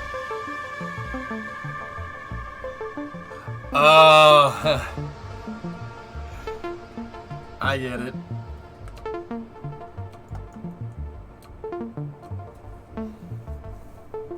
I see what you did. I see what you did there.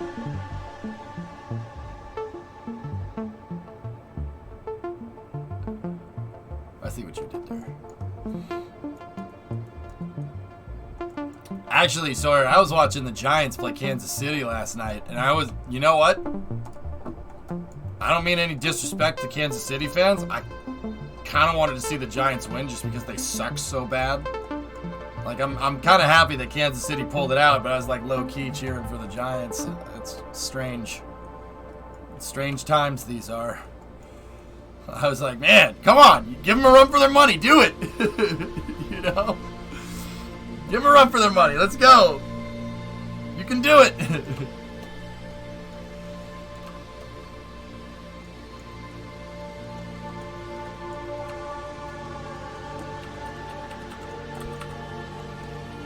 The Jets actually won against the Bengals. Imagine if the Giants won too. I was like, come on, Big Blue Wrecking Crew, let's go. Come on, guys. And then they blew it. It's all right. Okay. As a Chiefs fan, the Giants game blew. The Giants blew that game, kicking a field goal on 4-2 on the 6-yard line. Bro, I just got a taste, I'll be honest with you, but holy crap. That game was difficult to watch, Grand Champ. That game was difficult to watch. The Giants were like this close from just being excellent. And then they choked. Like, it's frustrating to watch. It's like, all you had to do was this. What are you doing? You know? Oh, man. I was like, what are you guys doing? Stop it. Stop. Why? Oh. You just summarized my life as a Jets fan for the last decade. I'm like, you're so close to doing well. Just shut up and do well. Like, is this difficult? Come on. Come on. All right. I'm almost thinking, like, put a relief here, you know? So, okay, here's what I'm thinking, dudes. All right, flip the page, back to SSTOs. Brian, I'll tell you, man, I stopped making fun of Jets fans. I can't, it's messed up. Like, it's messed up, dude. You don't make fun of the kid that doesn't get a good grade on the test, right? You don't make fun of the stupid kids. Like, it's messed up, man. It's now bully. Yeah, no, I'm not doing that. That's not fun. It's only fun to give your rival crap when they actually are your rival. Like, oh no. Oh no. Panda Man, make it stop. Make it stop. Panda Man, make it stop. They scored again. Oh my god. This is so hard to watch, dude.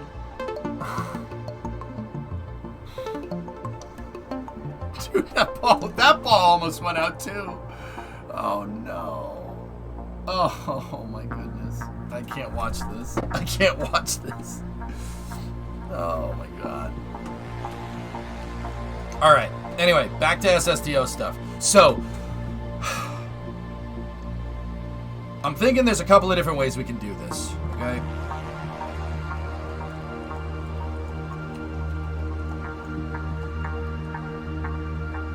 I could put reliefs in the wings right there so this thing could slide in underneath the whole thing, right? Yeah, do that. Okay, just do that. Poor blood fan.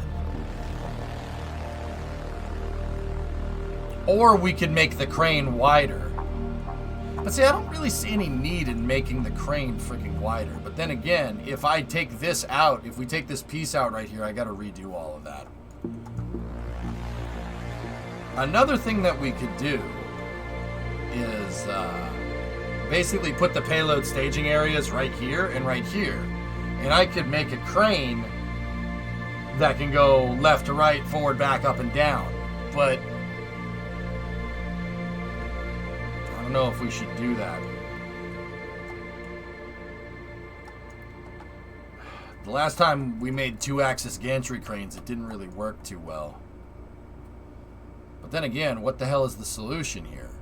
The crane, either A, I need to make this thing longer than it already is, or B, I need to make the 3-axis crane that can go left, right, forward, back, up, and down and stage payloads here and here. So I can grab them off of trucks, right? In which case I might need to make the thing wider anyway. There is another solution that I could do. Another solution is just, well, no. Design it so you don't pull the thing all the way in, okay? Well, if we do that, our crane isn't long enough to hit the last payload position there. So we're going to need to make the crane a little bit longer. That's doable, fine. Fold the wingtips. I do not want these to move, Bearlicious. Nah, I'd rather put reliefs in the building.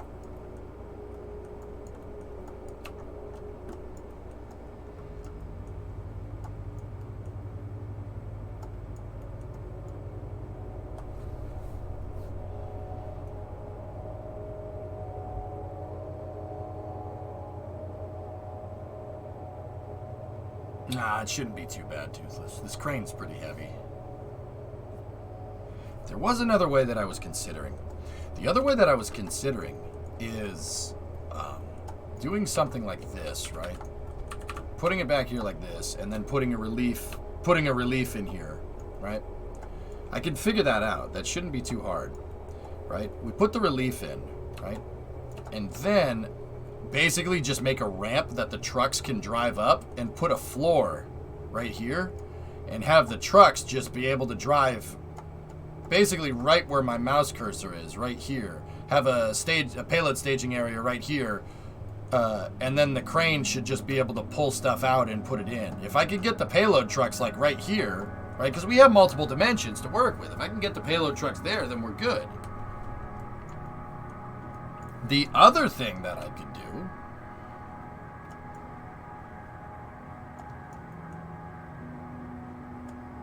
is right here, we could just put an elevator. Like, we'll drive the payload bay truck in, drive it up on a small ramp, move that all the way up. Payload truck stays elevated here on a riser, like a 4-point lift, and then we just pull stuff off of it. But then again, if we're going to do something like that, Or I could just go with my mate-demate device options that I had previously, where we, where the crane starts right here, basically, right? Crane starts right here, and then we have payload coming in from the back. In which case, we need to put a relief like something like that in there. Does that give me enough room to pull payloads out the back? It does.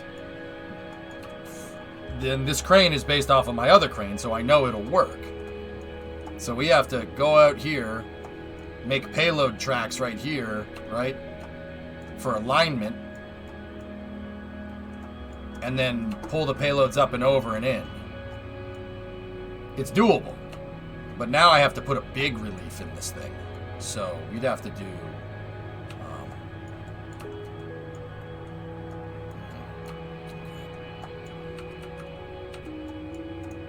basically get rid of this.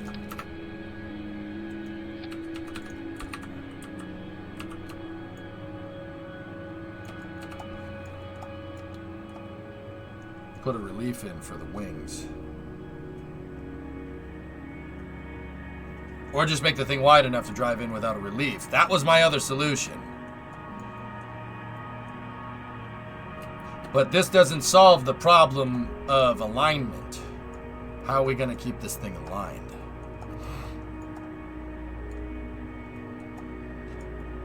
Foldable wings.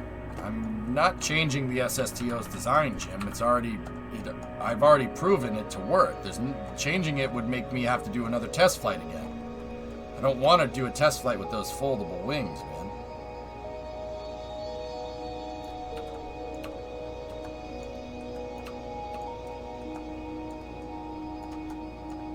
ready for the Astros to lose?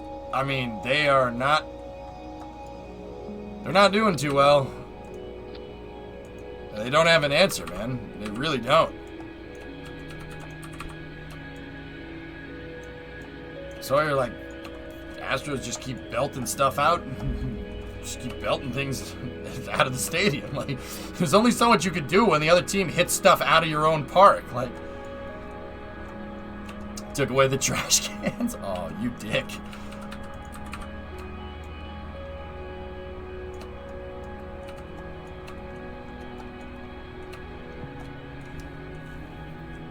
Now, how do we keep the SSTO aligned? My solution previously was to dock the SSTO to the pad and then have the crane slide over it, right?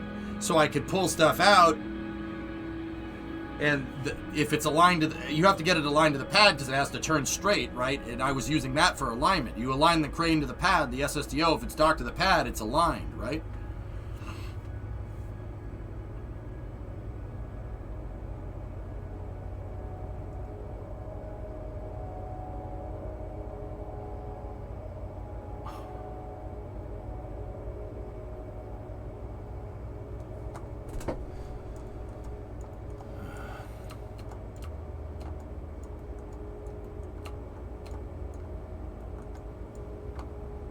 Yeah, we could. Can the crane be on wheels? It already is on wheels. This has landing gear that deploy, and I can roll the thing.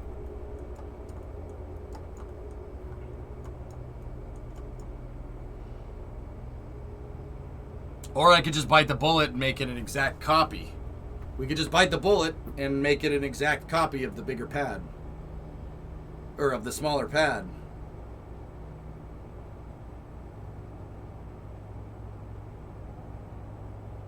Wait a minute.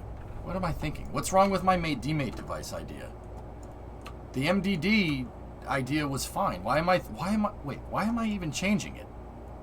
I'm sorry, that's kind of a rhetorical question. Why am I thinking this would be a bad idea? I'm confused. I can't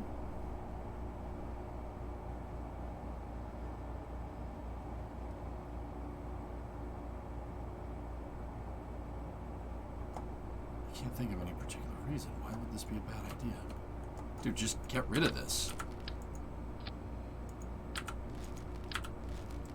I don't need that. You don't need that there. I don't need to be there.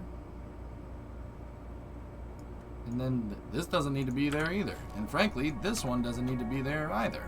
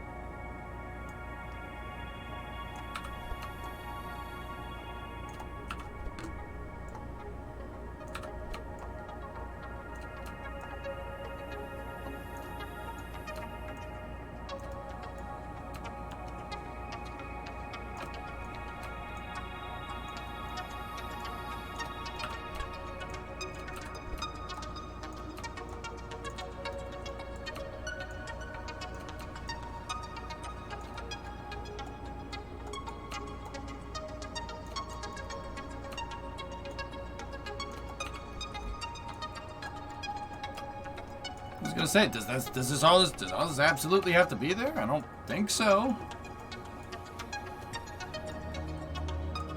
Make the plane fit the building. It's simple. We simply remove the building. 5N.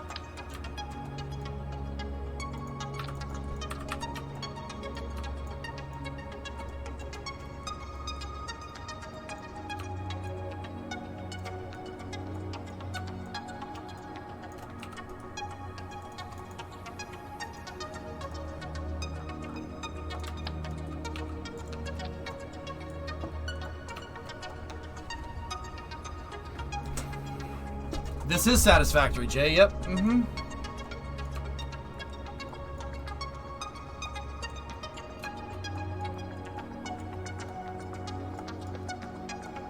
Hydraulics is extendable outriggers. Yeah, They drift, though. We gotta be careful with that.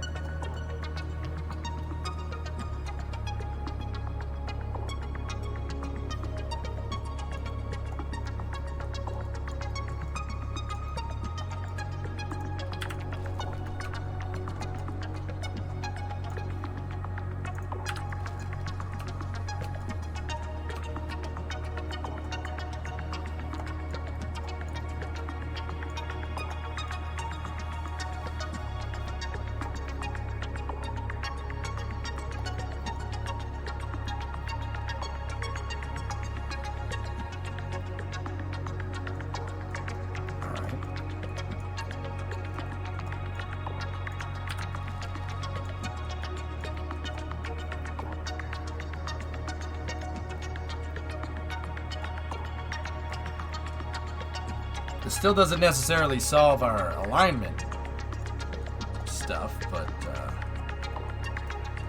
this is the right track.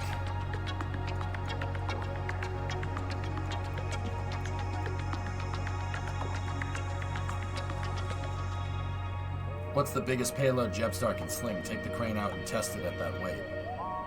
I know the crane can move. This crane can move 36 tons. Jetstar's payload capacity is 20. Yeah, that's already all figured out, dude.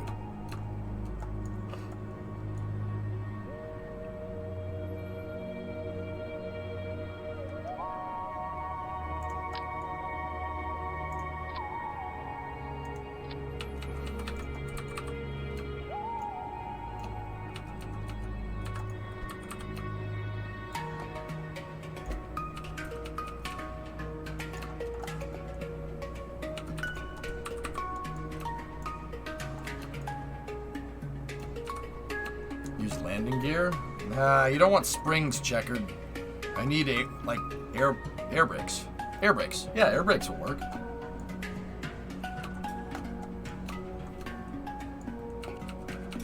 on a second.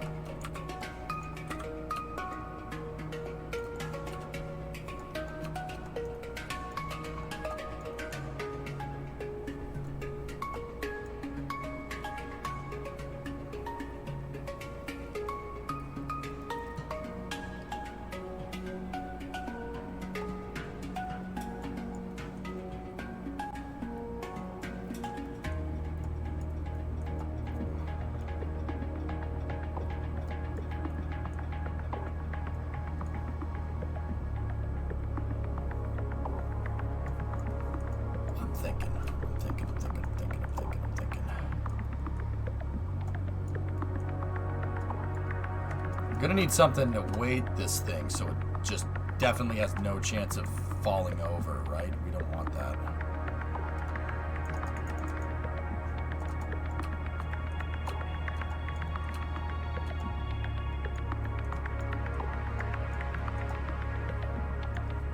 Yeah, fellas, I don't see why this wouldn't work. Anybody?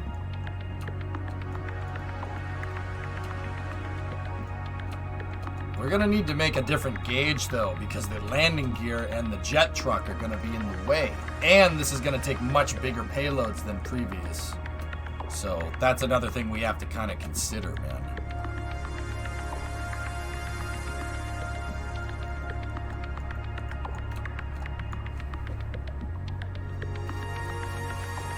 Well, alright fellas, what happens when the landing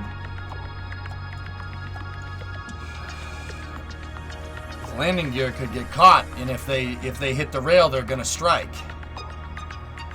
If they strike, we're gonna have a bad day.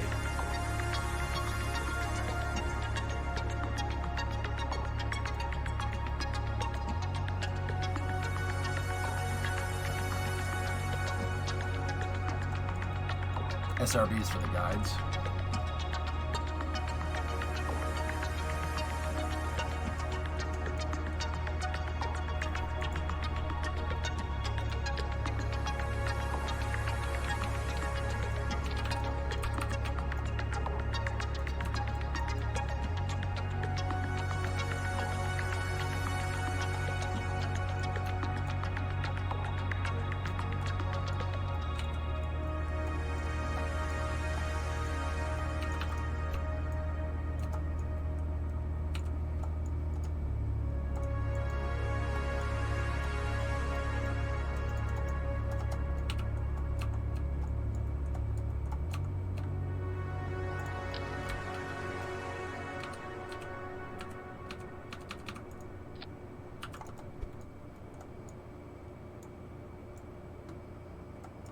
All right, I'm glad you like it, man. Thank you.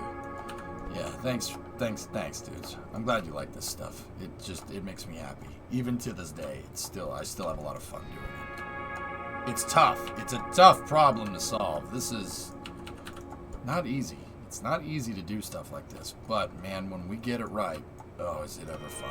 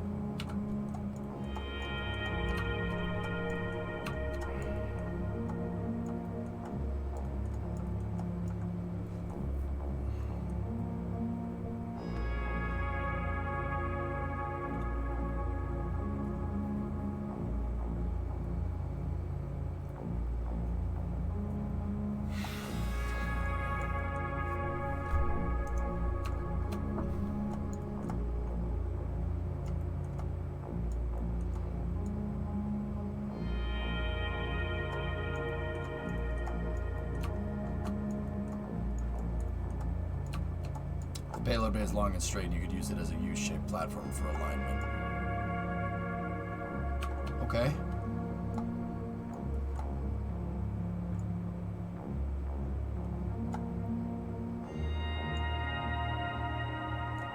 All right.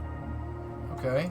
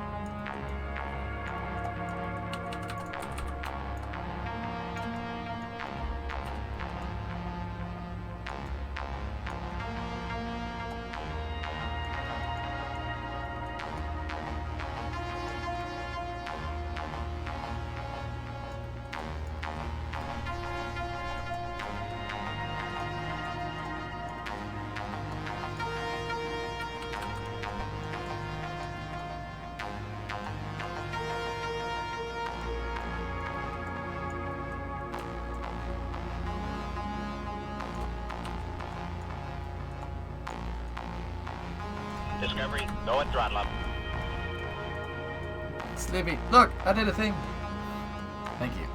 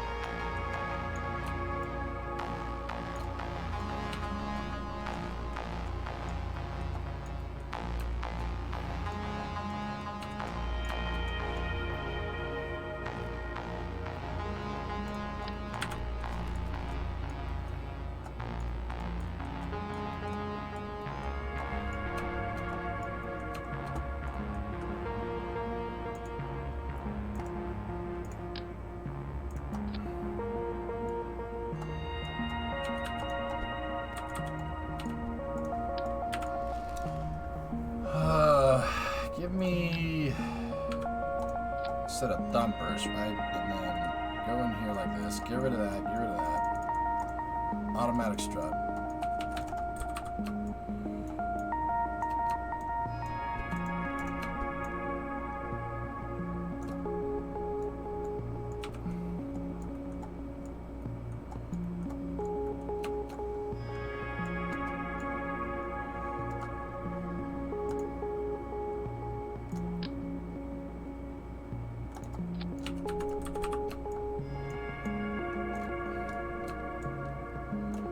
use our old friend, the air brake here. Right.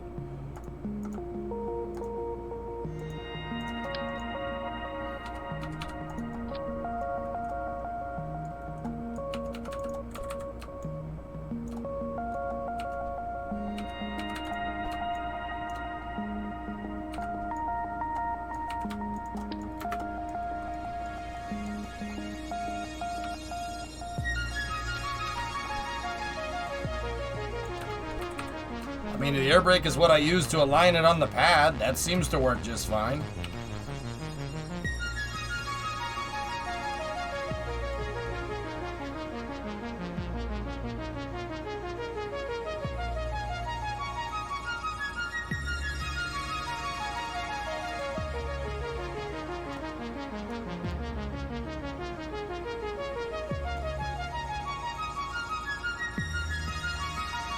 I'm good, Sleepy. How are you?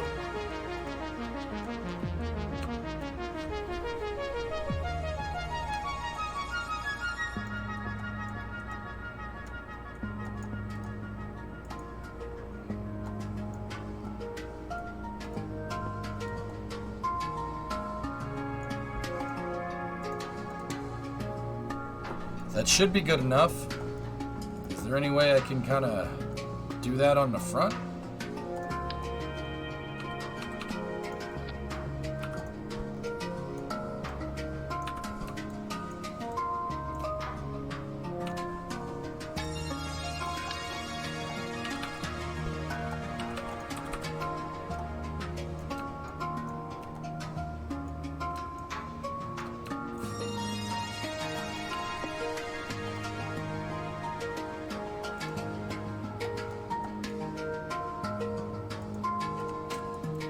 Should align this thing just fine. Been crazy with life, other than I'm good. Oh, except for just about cutting the tip of my finger off at work.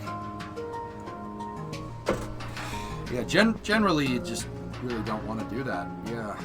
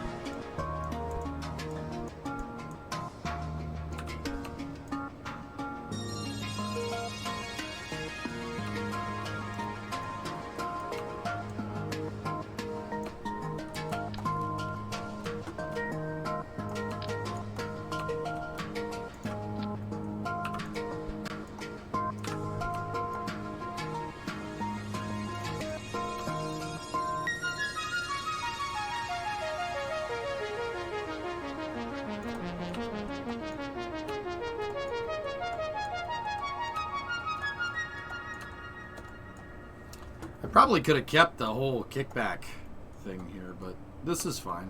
I think this will work.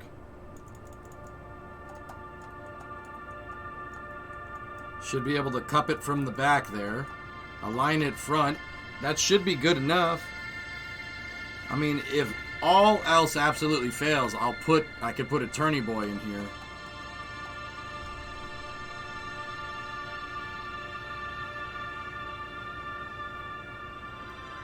Oh, jeez. Excuse me, late space news, I'm sorry.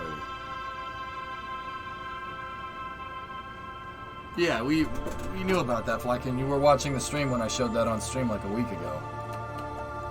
You were here talking in chat.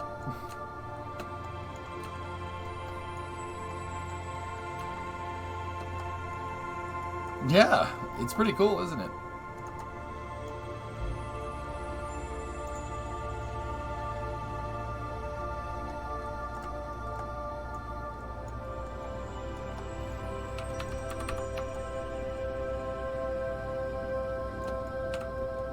Goes to show your potato memory. Dude, I'm pretty sure you were here.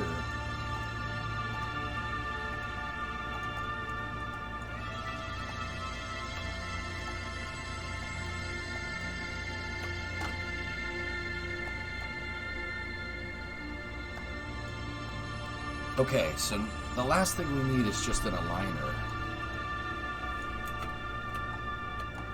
crane goes well off the end here. Anyways, back to your game. Alright. Okay.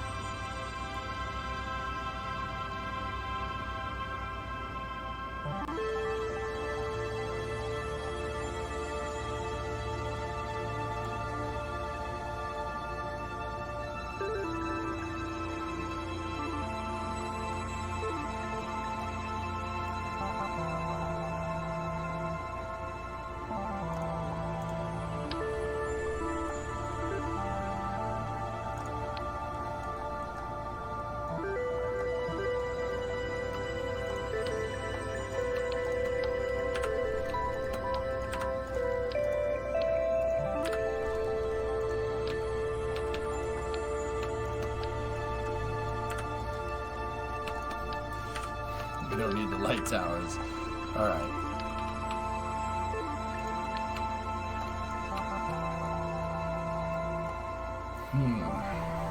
Okay.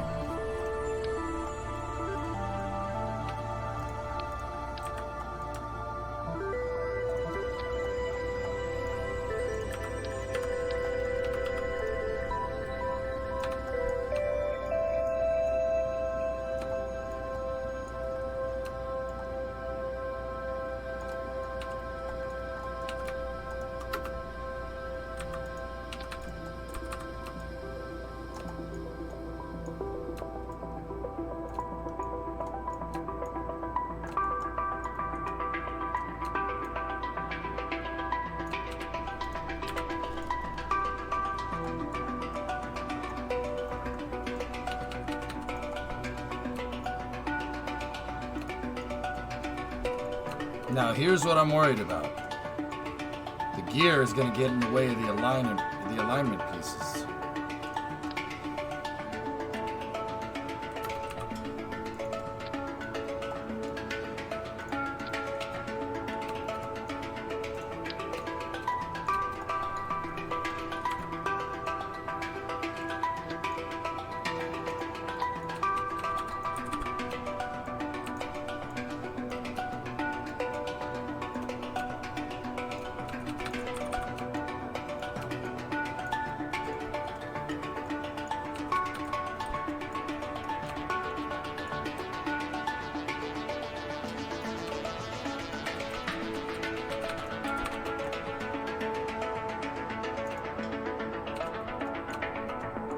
Unless we just want to fold up that gear. But the jet truck is also going to get in the way.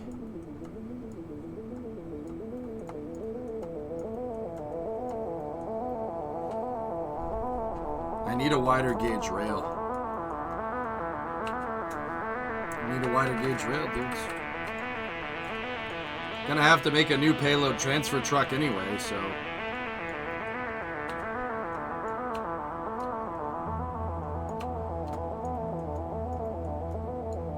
we can use the same mechanism to line it.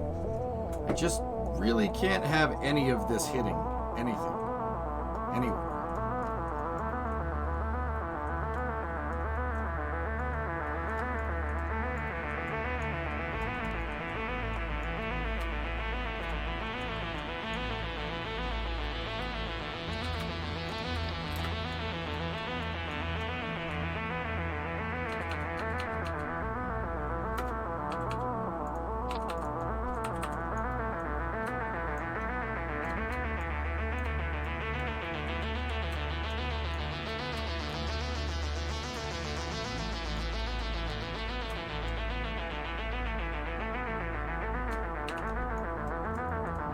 So what's the purpose of this craft? Payload changeout building. It's a payload changeout device to be able to put payloads in my reusable SSTO, Sleepy. This thing is basically Collins, dude. It's Collins in SSDO form. And I want it to be able to land, drag it over to this building, take payloads out, put new payloads in, drag it back over to the pad, refuel the pad, turn it upright, send it again. I want to be able to run crazy missions, at least one of these missions a stream. So we could use this to build space stations, we could use it to build whatever, but I need to be able to put payload in here. So the idea is that we drag this thing in, right? Once it starts bumping up against here, we take the latching air brakes out back, we close that one, it holds the back of the SSDO in place, and then right there, I use that, we push up against here, we align the SSDO, right? We push it up against over here, we align the thing, and then we can pull payloads. The SSDO will just sit here.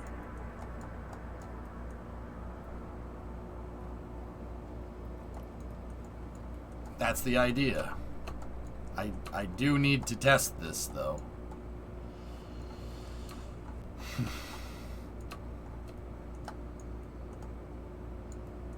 need to make sure that it works.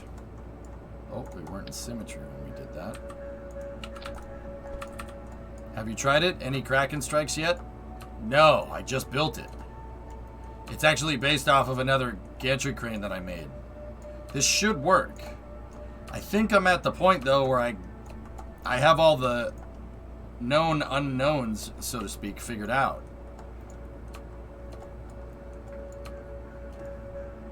I-beams could be used as stops for the wheels to bump stop against, too. Yeah. Yeah.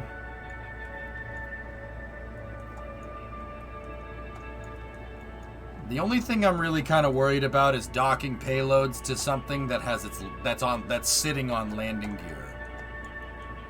You know? Like sprung landing gear. I'm not sure how I feel about that.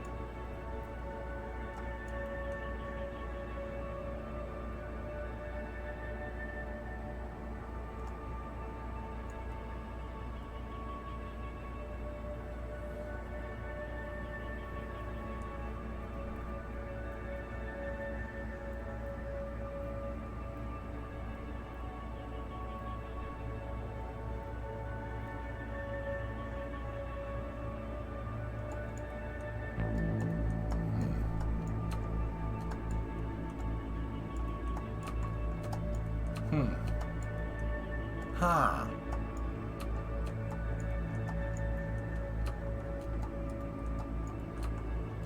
I do that with my crane and I haven't had any problems, actually. The non-small landing gear seem to be pretty stable. Okay. Alright, let's test it. Rocket Guy, if that's what you're telling me, I believe you.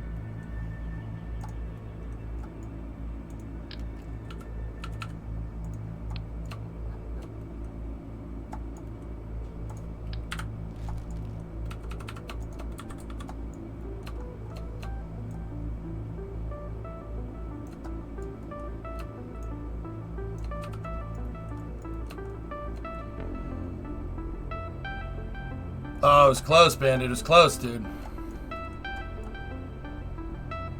Oh, hey, that's how you win the World Series right there.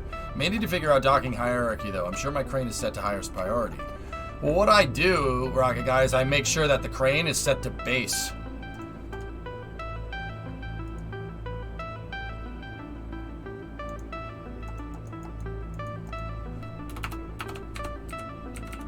LV5B2 payload changeout device. Set it as a base. That way the crane will always take hierarchy. How are you doing it? You set your crane to highest priority as well. If I'm setting it to base is highest priority. So yeah, that solves that problem. Now I just need a way to propel this thing so it can move around.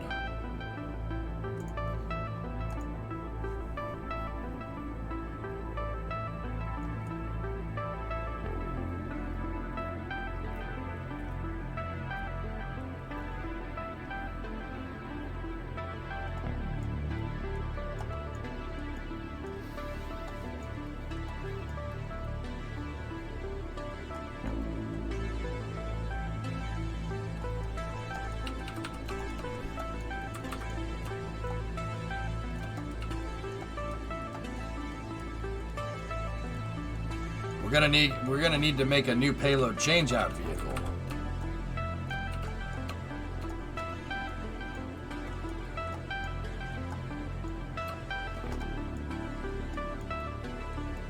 My crane is set to base, yes, but my crane has the landing gear. I don't know if anything bad would happen if the thing you're docking to is not priority with the landing gear.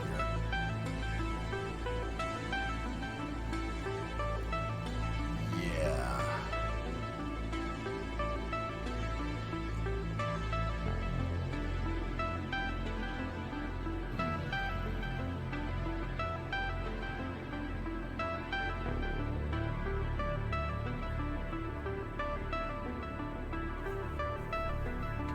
Hey, Anth, can you do me a favor?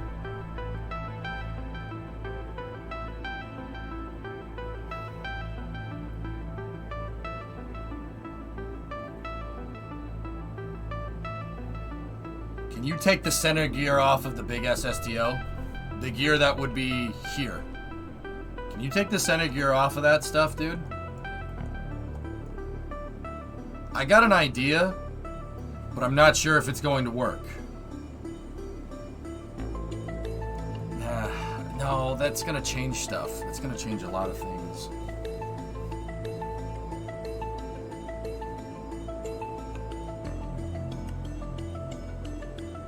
But then again,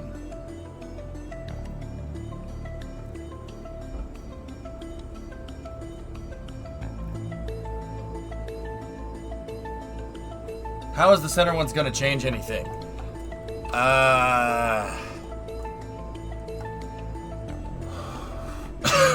Okay. Alright. Fellas, what do you think about this? I need some opinions here. Let me load up the video.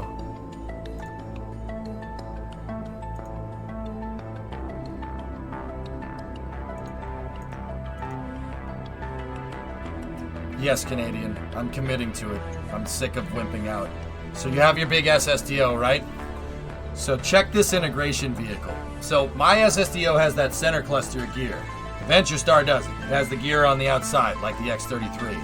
If I remove the center gear, I could make something like this.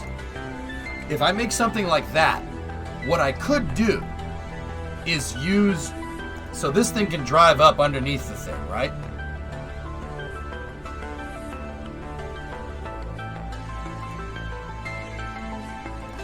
See why I want the center gear gone?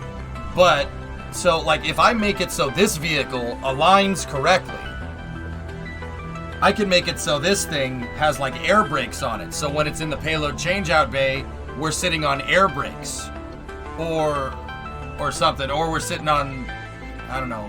I wouldn't say sitting on landing gear, but yeah, remove all 4 center gear. Yep. No, not ground anchors, Bond. So guys, the issue is if I dock a payload to something that's on landing gear and it snap docks, what is that going to do to the landing gear? Will it force the landing gear down or will it force it up? If I snap dock and it forces the gear down, it could fully compress a landing gear. If we fully compress any one of those landing gears, it's going to crack and strike. If it crack and strikes, we lose. It blows up. So... or it'll bounce. You guys remember with for the people that watch this, you know, whenever I would get payloads and pick one of these payload dispensers out of the payload vehicle where we docked to the payload vehicle and it had the rover wheels, what did they do? The payload vehicle bucked around all over the place. If the big SSTO does that when it's inside of its integration bay, I'm screwed. Yeah, we'll lose the SSTO and the crane because there's no way it's gonna work.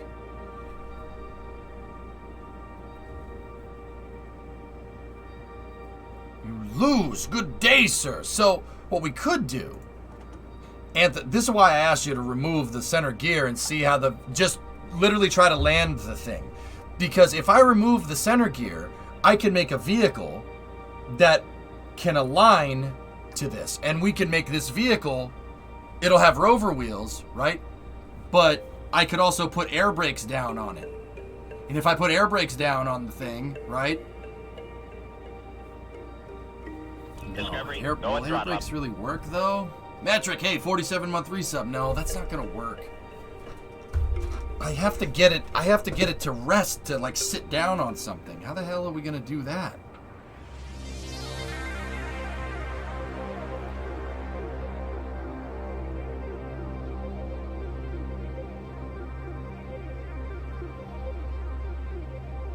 Yeah, I got you, French.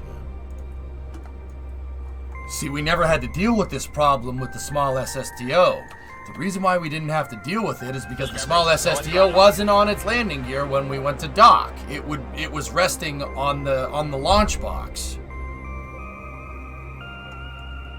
Your Condor 9 used them to stabilize after landing.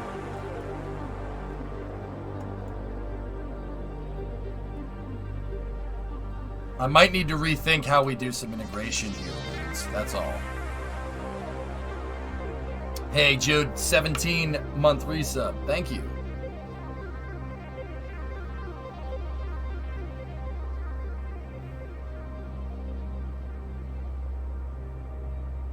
I'm thinking, guys. I'm thinking. Removing the gear means retesting the landing issues, though, which is why I asked Anth to do it. That's why I asked Anth to do it, Smirks. I don't think it's going to cause a problem, but I'm going to have Anth test that for me. Yeah.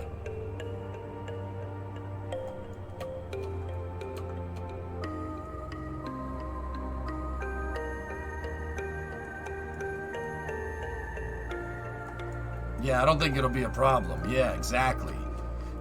If I can make... I mean, Anth, if I can... See, like, we kill two birds with one stone here, dudes. Because if I'm able to make a vehicle like this thing, right? We make a vehicle that can drive up, right? And align to the SSTO. That means I don't need my alignment brackets on the pad anymore. We can belt out like 30 parts off of the pad, right? And then this thing, if I give it air brakes or something... I mean, when the SSTO drives up, right, it can align somehow, right? Oh, how do we get around the strongback then? Oh, crap.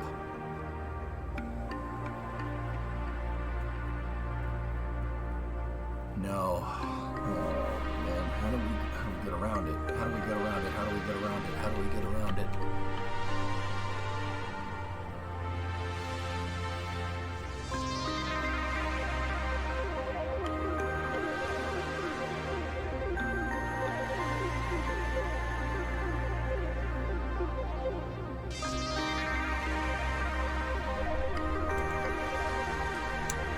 Thinking, dudes, I'm thinking. If I can make a vehicle do that.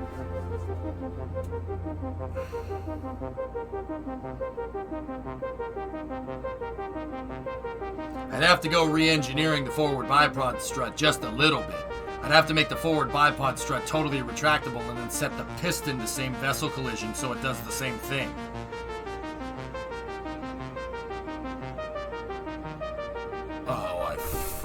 That would have been so cool. You guys know that this thing, what you're seeing right here, was like that close to becoming reality. It was that close.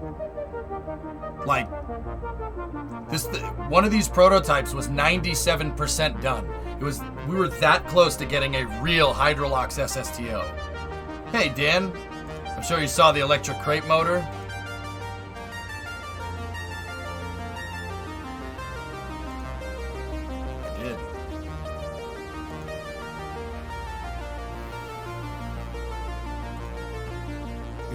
We were that close to getting this damn thing.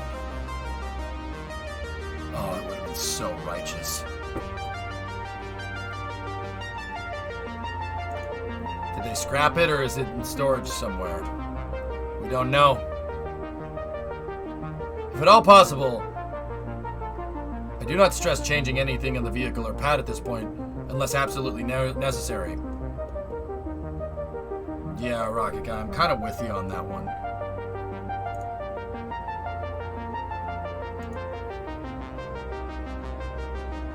Oh, what a play. This Bregman's good, man.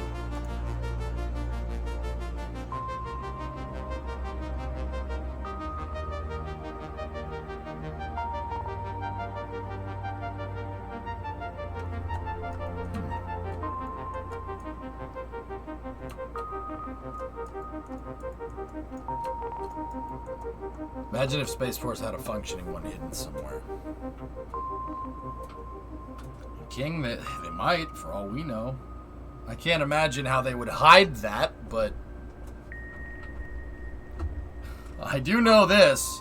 Projects that are kind of overt in the public eye that end up working and then end up going into operation usually end up being canceled. That's what happened with the X-37. X-37 was originally a NASA thing. And then, you know, NASA got rid of it. And then a couple of years later, it just kind of, you know, came out of nowhere. Oh, it's the X-37B. It's the B variant. Wait, what? You know, it just kind of came out of nowhere, you know. Can you imagine if Space Force tomorrow came out? Oh, yeah, we have Venture Star. We've been launching it from Kwajalein.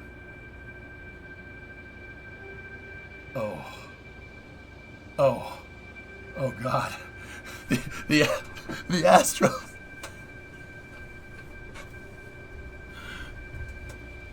Oh, my God. This is getting out of hand, man. Oh, that's bad.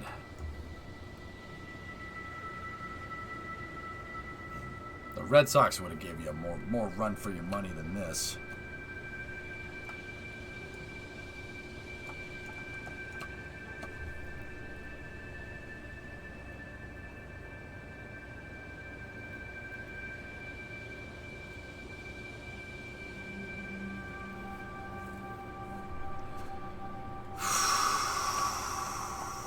Things ain't looking too good for the Stros, dudes. Rip Blood Fam's kidneys. It wouldn't have been fan interference, Bandit. It was clean out of the park, dude. Come on now.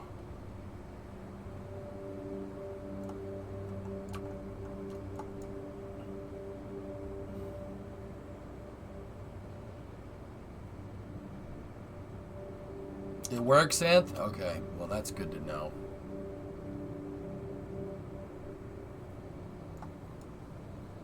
I will upload a video to YouTube shortly. Okay.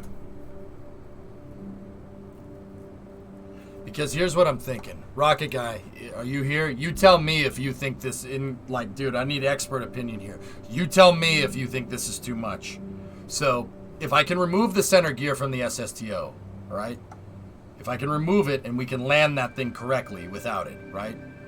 That means that I can make a vehicle dock up to the back of the thing, alright? Meaning,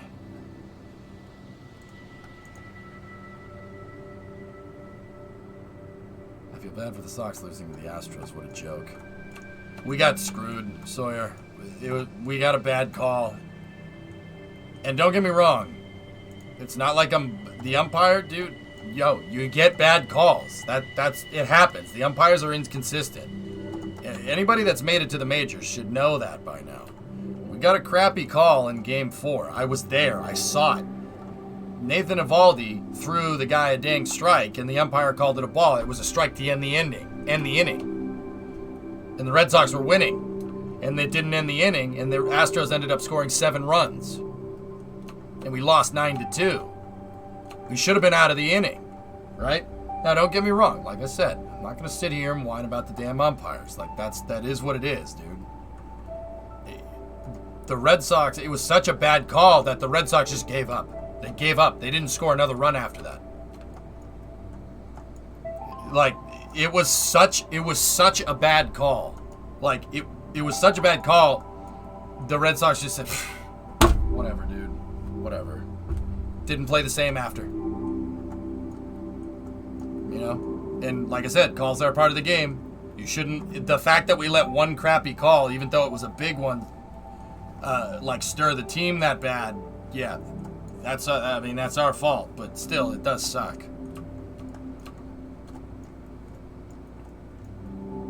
So, okay. Here's what I'm thinking.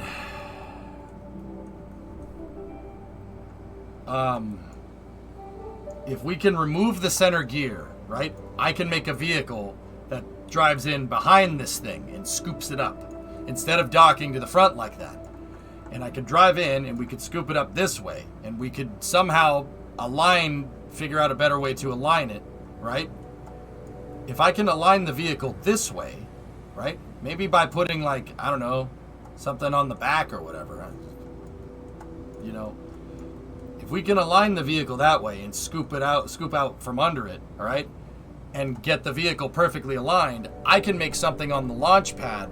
I can line up the vehicle's landing gear or whatever, the transport truck. It'll still be a jet truck. I still need to push this thing up the hill, right? But I can align this thing's gear with the ruts on the launch pad, so we don't ever have to worry about using the air brakes for alignment ever again. I can deploy we can drive the truck up onto the pad. I can deploy the landing gear down, and the landing gear can fit in the ruts just like what I used for Condor, right? And that will make sure that this thing is perfectly aligned every time, because I don't need to worry about its gear touching the ground, and the only gear that I need to worry about touching the ground is one that's going to fit in the ruts on the launch pad. And then we attach the thing to the launch pad, right? And we attach it to the launch pad, and then I need a way to move the vehicle out. I don't know how we're going to do that. Because I need a forward attachment strut. We need to attach something right here. We need to attach a piece of the launch pad right there. But then again, if I put it on a big hydraulic and the hydraulic pops up out of the ground like that, I know this thing will attach. I can fold up the front gear. We can drive the thing out, attach that, and then take it vertical. And having a truck like that would make it so I don't have to worry about cracking striking the gear. But then again, that would work, and that would require some refits to the pad. That's okay. We need to do some changes to the pad anyway to get it to fix some of the bending problems. That's all right. Where's the center of gravity? I don't understand. What? I don't understand. What does that have to do with anything, Kuro? All right, Anth, let me see. This is just with the outside gears?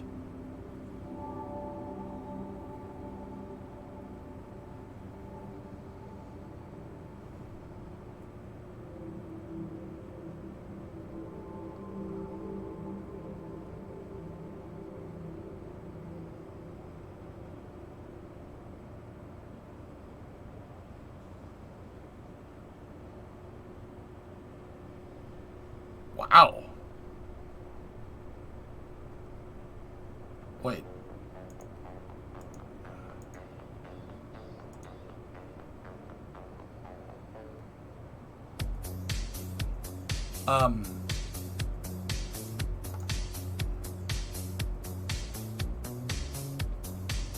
What's going on right there?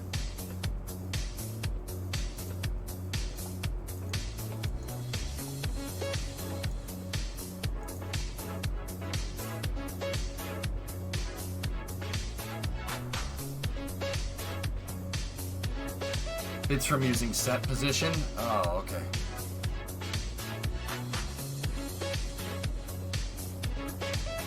Oh, okay, Kuro. Yeah, sorry. It's getting a little bit late. Boink. Alright. I saw what I needed to see. Why not just raise the middle gear instead of removing them?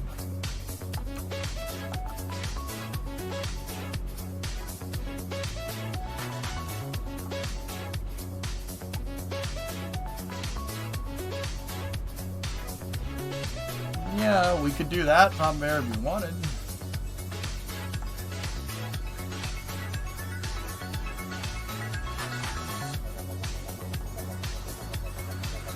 But, guys, it just showed that we don't really need them.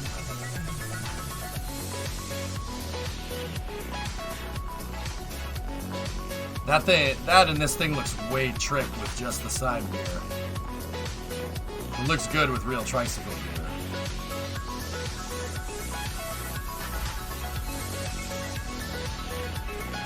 I mean, we could just fold them up.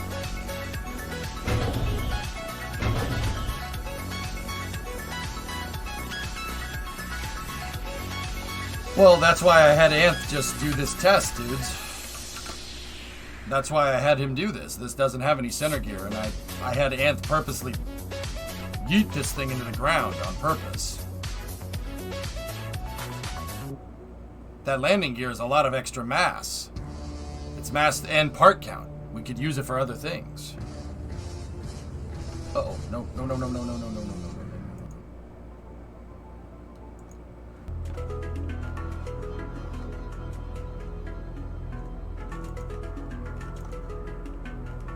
Right? Like, see what I'm saying?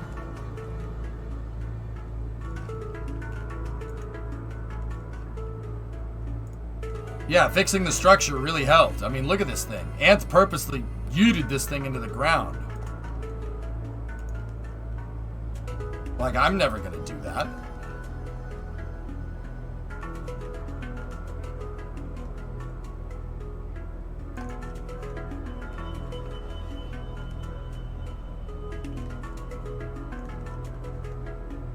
What were the fixes to the structure? I had to change what the fuel tanks were attached to, Crumpet.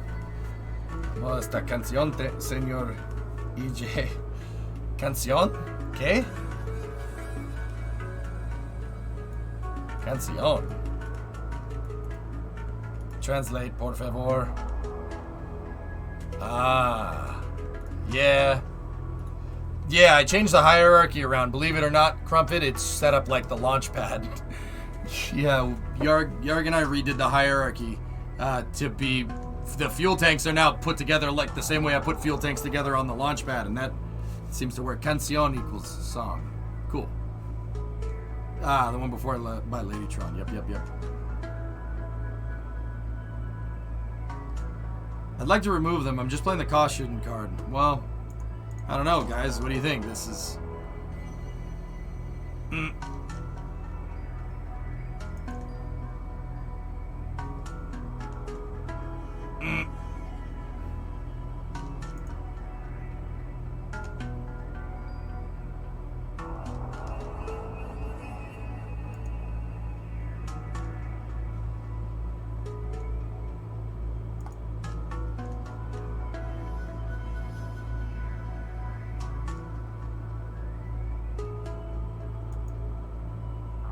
Does it have a payload in it? I don't know. Anth? 11-ton payload.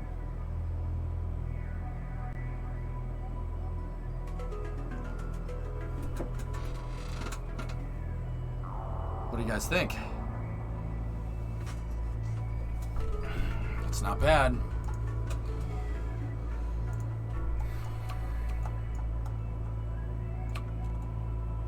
See, we can also get rid of all these struts. We don't need them. These struts are trying to hold the landing gear in place. You're going to retest with only 2 of these? Oh, okay.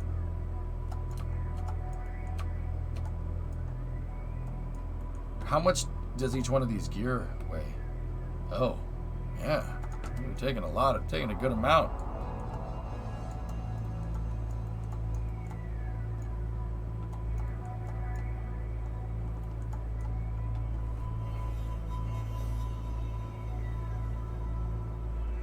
Yeah, I'm gonna take the gears off, and well, I'll eat my words if it comes back to bite me, but I really don't think it will.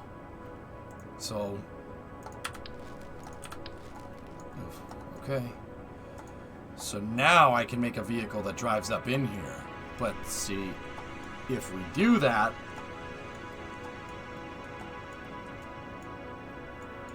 now what?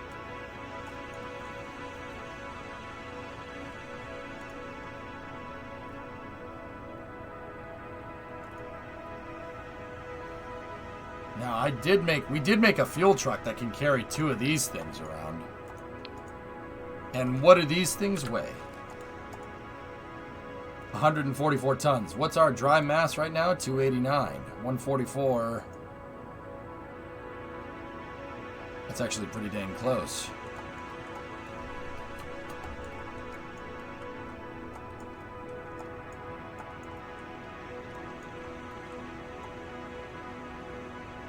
Now, the question is, how do we align? How do we align this? How do we align the truck to this thing?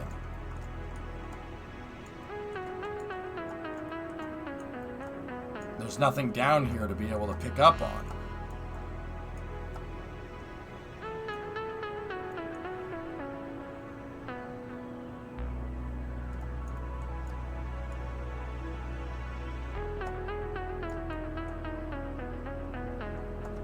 I want to... Here, I'll show you. This right here, Crumpet. Watch. Watch.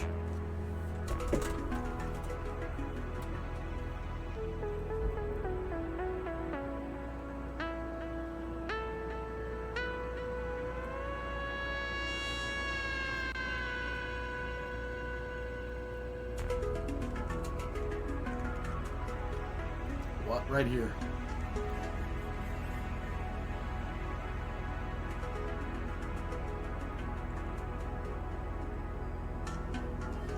This thing. I want to. We could make something like that.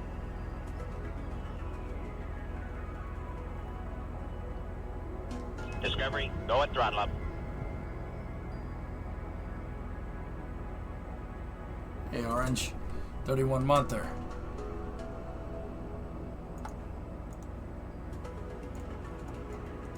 This would be a little bit easier. I mean, don't get me wrong. This will still work with Jet Truck.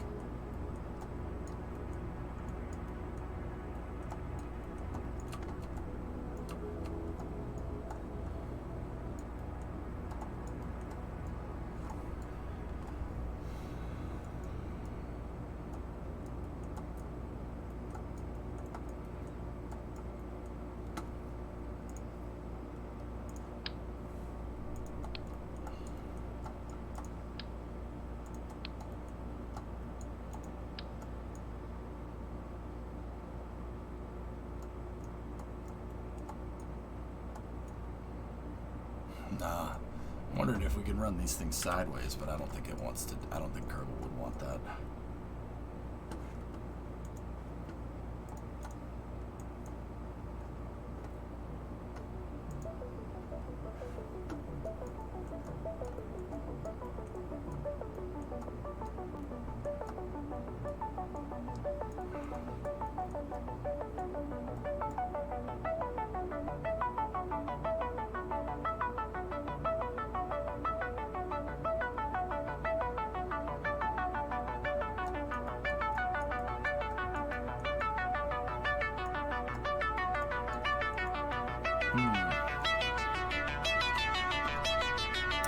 Well, the good news is that we got our payload stuff figured out today.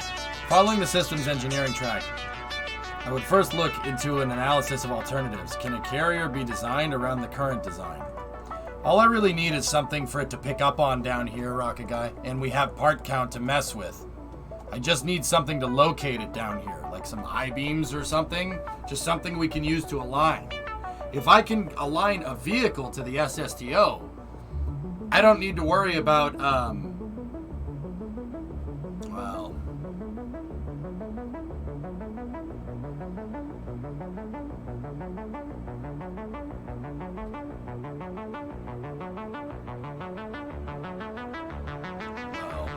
hold on.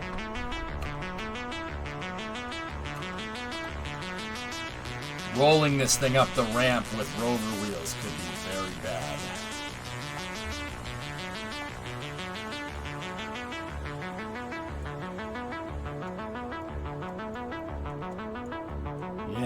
If I could find a way to make this thing aligned and stay aligned during transport, then I don't need all the systems on the pad, because I can just make the vehicle aligned to the pad instead.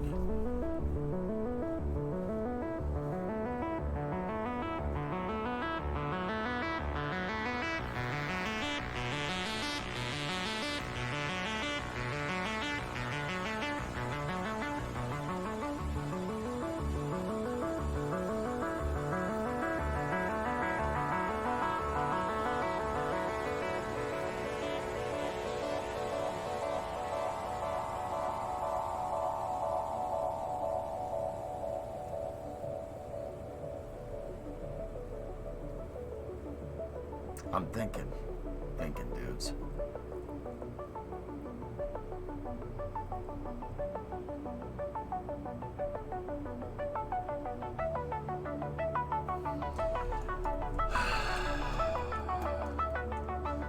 Either way, we're finding ways to reduce part count. This right here, even getting rid of those gear will help this makes alignment better anyway. And actually,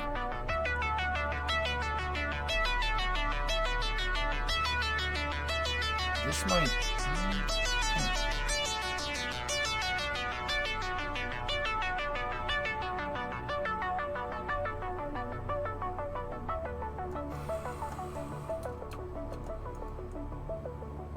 Oh, Astro's almost dropped it.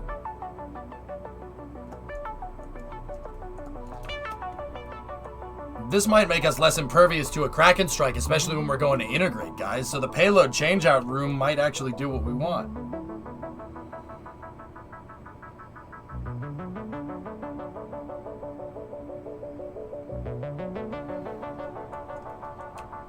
Yeah.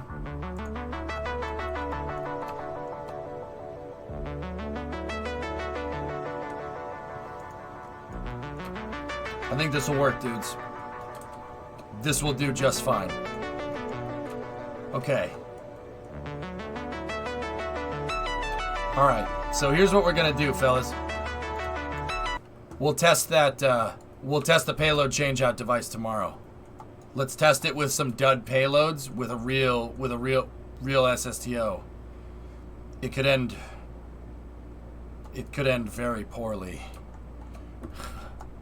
if it Kraken strikes, but I've almost eliminated any Kraken strikes on the pad. Good. Alright, solid work today, dudes. Solid work.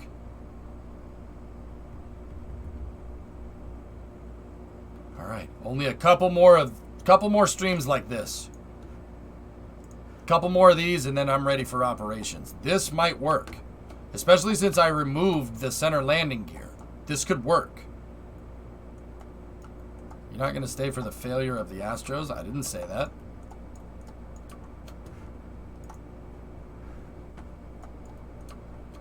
Yeah. The payload changeout device could do exactly what we want. I got most of the stuff figured out. I just need to make a new payload. We need to make a new payload carrying vehicle, right? Just make a new payload carrying vehicle, and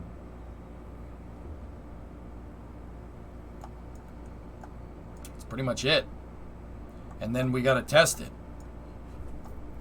We'll make the payload carrier vehicle tomorrow. Shouldn't be too hard. Shouldn't take very long.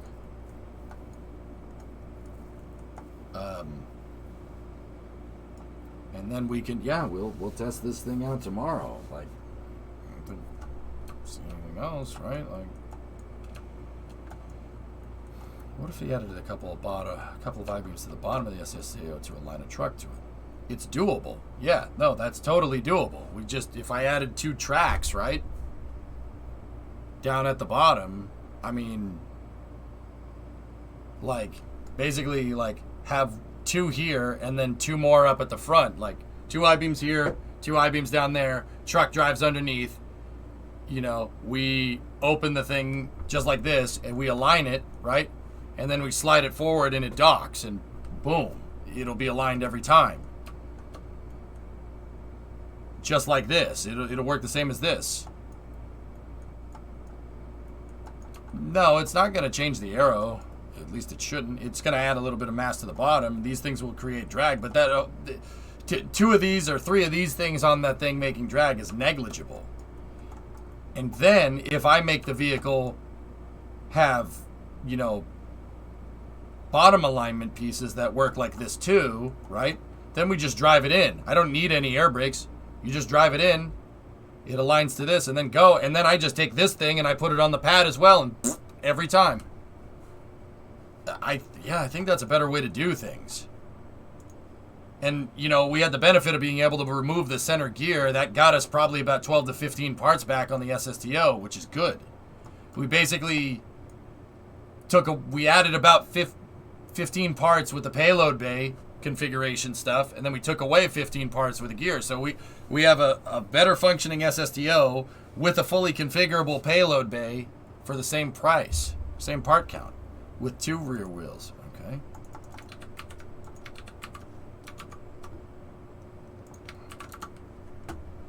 Let's see.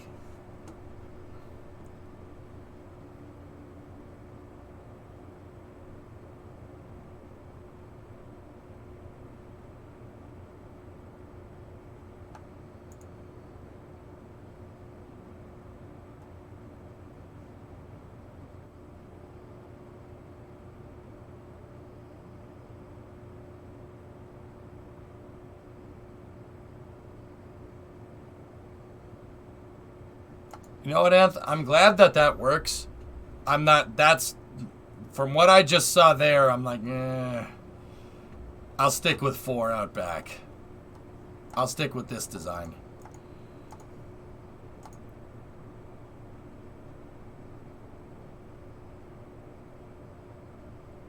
Yeah, I'll stick with this one.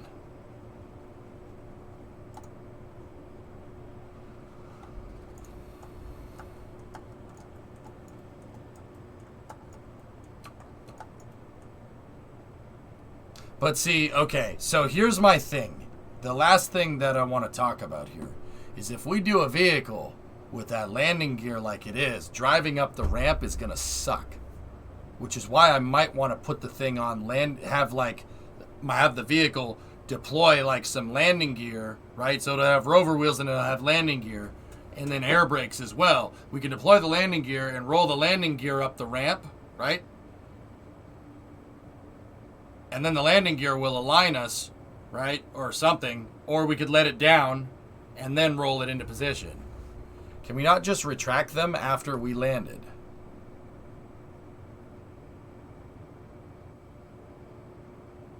What? Why retract something that doesn't exist? Why do we need it? Yeah, this design works. Anth just proved it. Your structural modifications made it so I don't need as many landing gear. This will work with 4 out back. It works just fine. I trust Anth's judgment. But you said the ramp issue. Oh. Can we not just retract them after we land?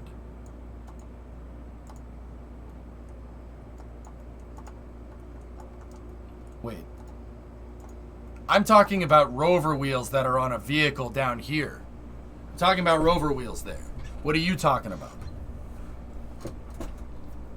Yeah, exactly. That's the other thing. We might need it to be articulated, Bob Bear. That's kind of what I'm worried about.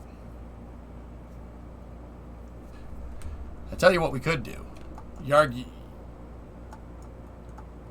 leave this as is and just retract the gear. I think you're talking about something different. What I could do, Papa Bear, is when this vehicle is docked, we have to retract the main landing gear on this to get the rover wheels to touch the ground.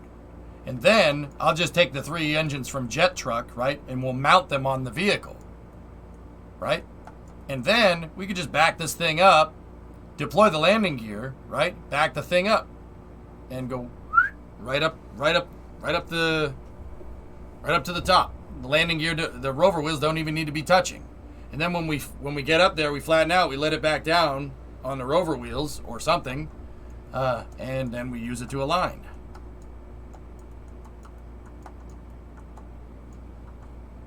Leave this as we know this works, and doing that needs no modification. Leave the carrier, the center gear. That one, Yarg? Yeah. Yeah, that, no, I hadn't planned on getting rid of that one. I got rid of all the center gear. We don't need them. Leave all of the center gear. I'm confused. Why don't... But the ramp works with them. The ramp should work just fine with these.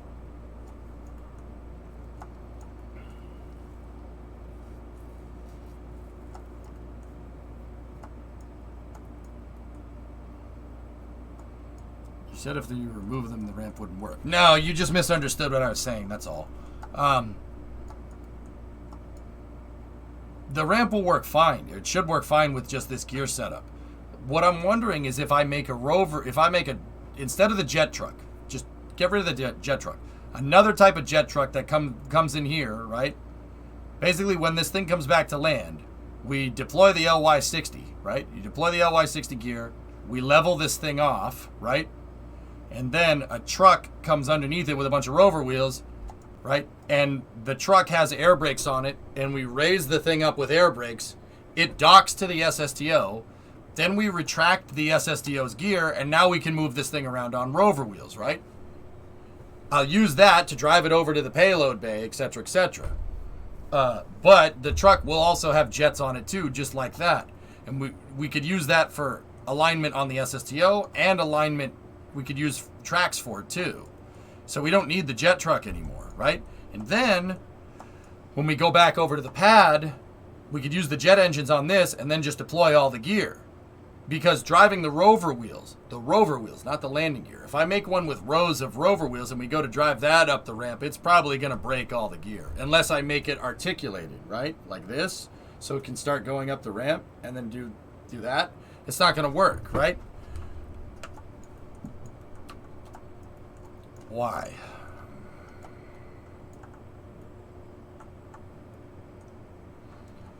Because the way I set up the payload... Why do all that? Yeah, you definitely haven't been here. The way I set up the payload change-out room is like a mate-demate device. I have my crane that's going to load payloads in this, right? Why do all this when this works? The real question you should be asking yourself, Yarg, is, you know, what are we trying to do? Not why are you doing it this way?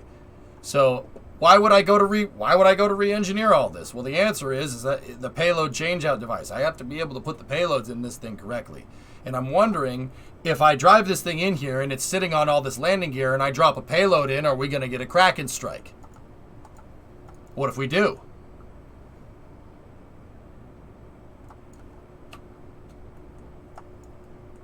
So, what we're going to... All right, Yarg, let me rephrase this. Just listen, all right? What we're going to do is, we're going to test this tomorrow. I'll test it. If it blows up, it blows up. That would suck. I don't want it to, but if it does, it does. There's nothing I can do about it. We'll test this with the tripod. The tripod SSTO with jet truck. We'll test that. If that works, then we don't need to, then there's nothing that needs to be changed. I'll try loading dud payloads in this thing. I got to make the payload change-out vehicle, right? Payload change-out vehicle, and then we got to test it. I can test that tonight if you want. Test what tonight? I don't have a way to put payloads in it. And if you want to try to use another crane or something and try dropping payloads into the payload bay, the docking ports don't need to be exact. They just need to be close enough. Just put the docking ports in the payload bay and try to dock payloads in there. See what happens. Then, yeah, will work. It'll work.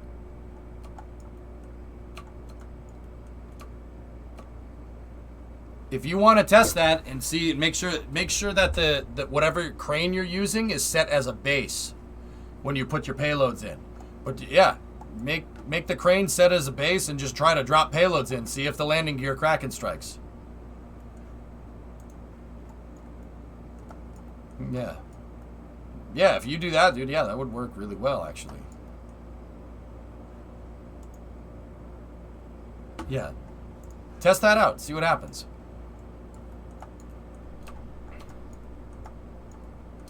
Or you could use my crane. I could put the crane up on Kerbalex. You could use mine if you want. I really haven't made a checklist for how it works, though.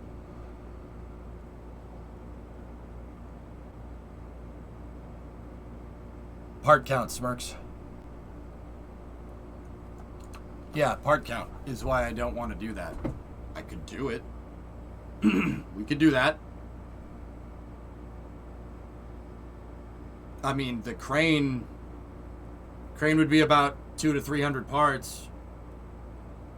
I mean, I could make a carbon copy of it that's designed to work with a bigger SSTO. It's doable.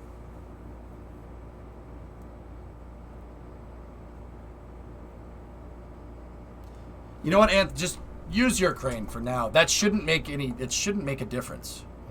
Well, you know what? I'll just put mine up. All right. Anyway.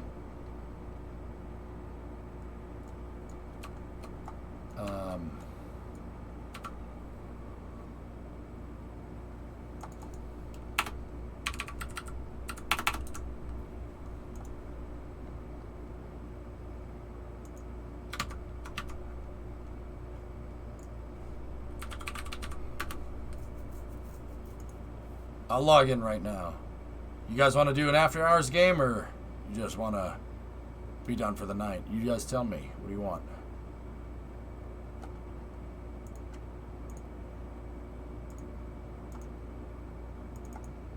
I'm not streaming on Thursday, so I was figuring we could do an after hours game. It's not a big deal. If you guys, I mean, I'm going to try to pack some additional content in today and tomorrow. So, early hours, Space News, Kerbal, after hours, today and tomorrow. Thursday, I'm going to the Bruins game with Brimo. I'll probably still do an early hours and a Space News before Brimo gets off work. So tomorrow's stream will probably, or not tomorrow, Thursday's stream will, I don't know, we'll find something to do. When's the last time we had an MSC stream? I haven't played MSC in forever. We need some summer car. Probably heading to bed either way. Mess around in GTA 5.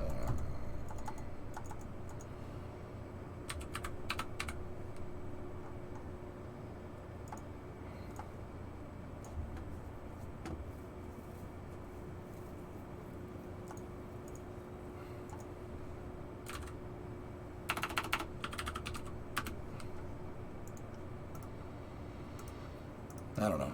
I'm putting the payload change-out crane on Kerbal X here.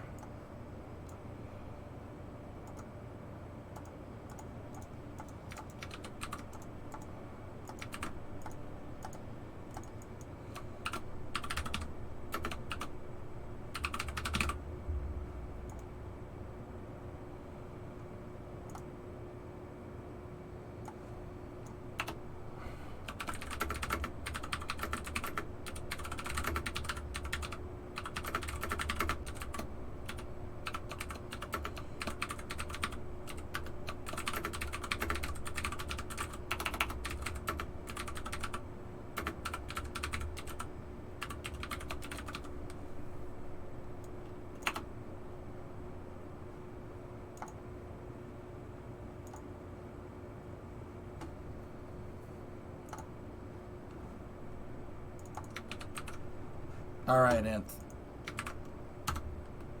There you go. If anybody else wants to test it as well, there you go.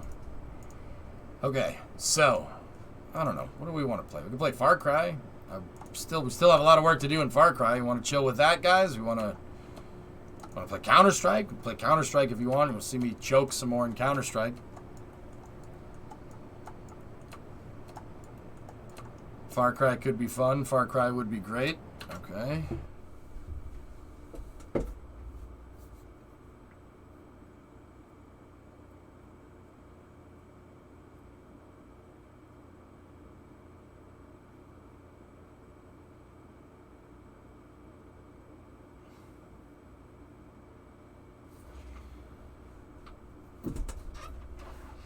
I'll do Summer Car tomorrow for after hours, okay? I thought you said you would never play CS on stream. Pines, I've been playing Counter-Strike on stream as kind of a mental challenge for myself. I'll play Counter-Strike on stream until I get mad at it. If I get mad at it, you don't get to play it anymore. It's kind of a, like I said, a mental challenge. Keep your cool. Even though you're going to get tilted, just keep your cool. You know, hey, Linux, what's going on?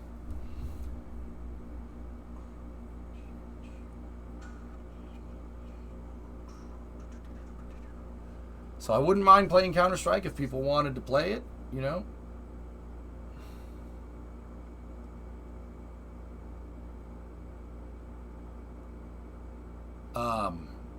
Or Far Cry. Just finished my stream making good progress on the IFI life support mod. I'm on Discord if you want to play CSGO.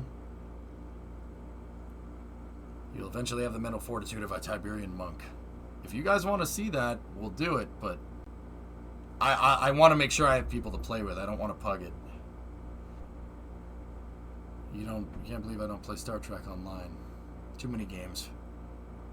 Alright. A lot of people said Far Cry, and I don't feel like playing MSC. So we'll we'll switch over to some Far Cry. We'll play that for a little bit.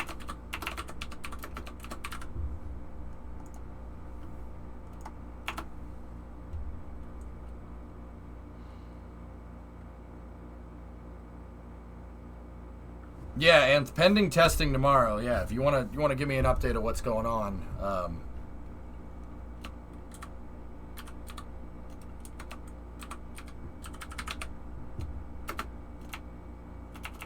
Go from there. Gus, Fring. Actually, hold on. Let me ask you guys. How many people want? Like, okay, if I'm gonna play Counter Strike, who wants to play with? Anybody want to play with?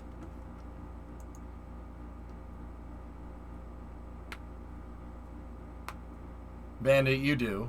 Anybody else?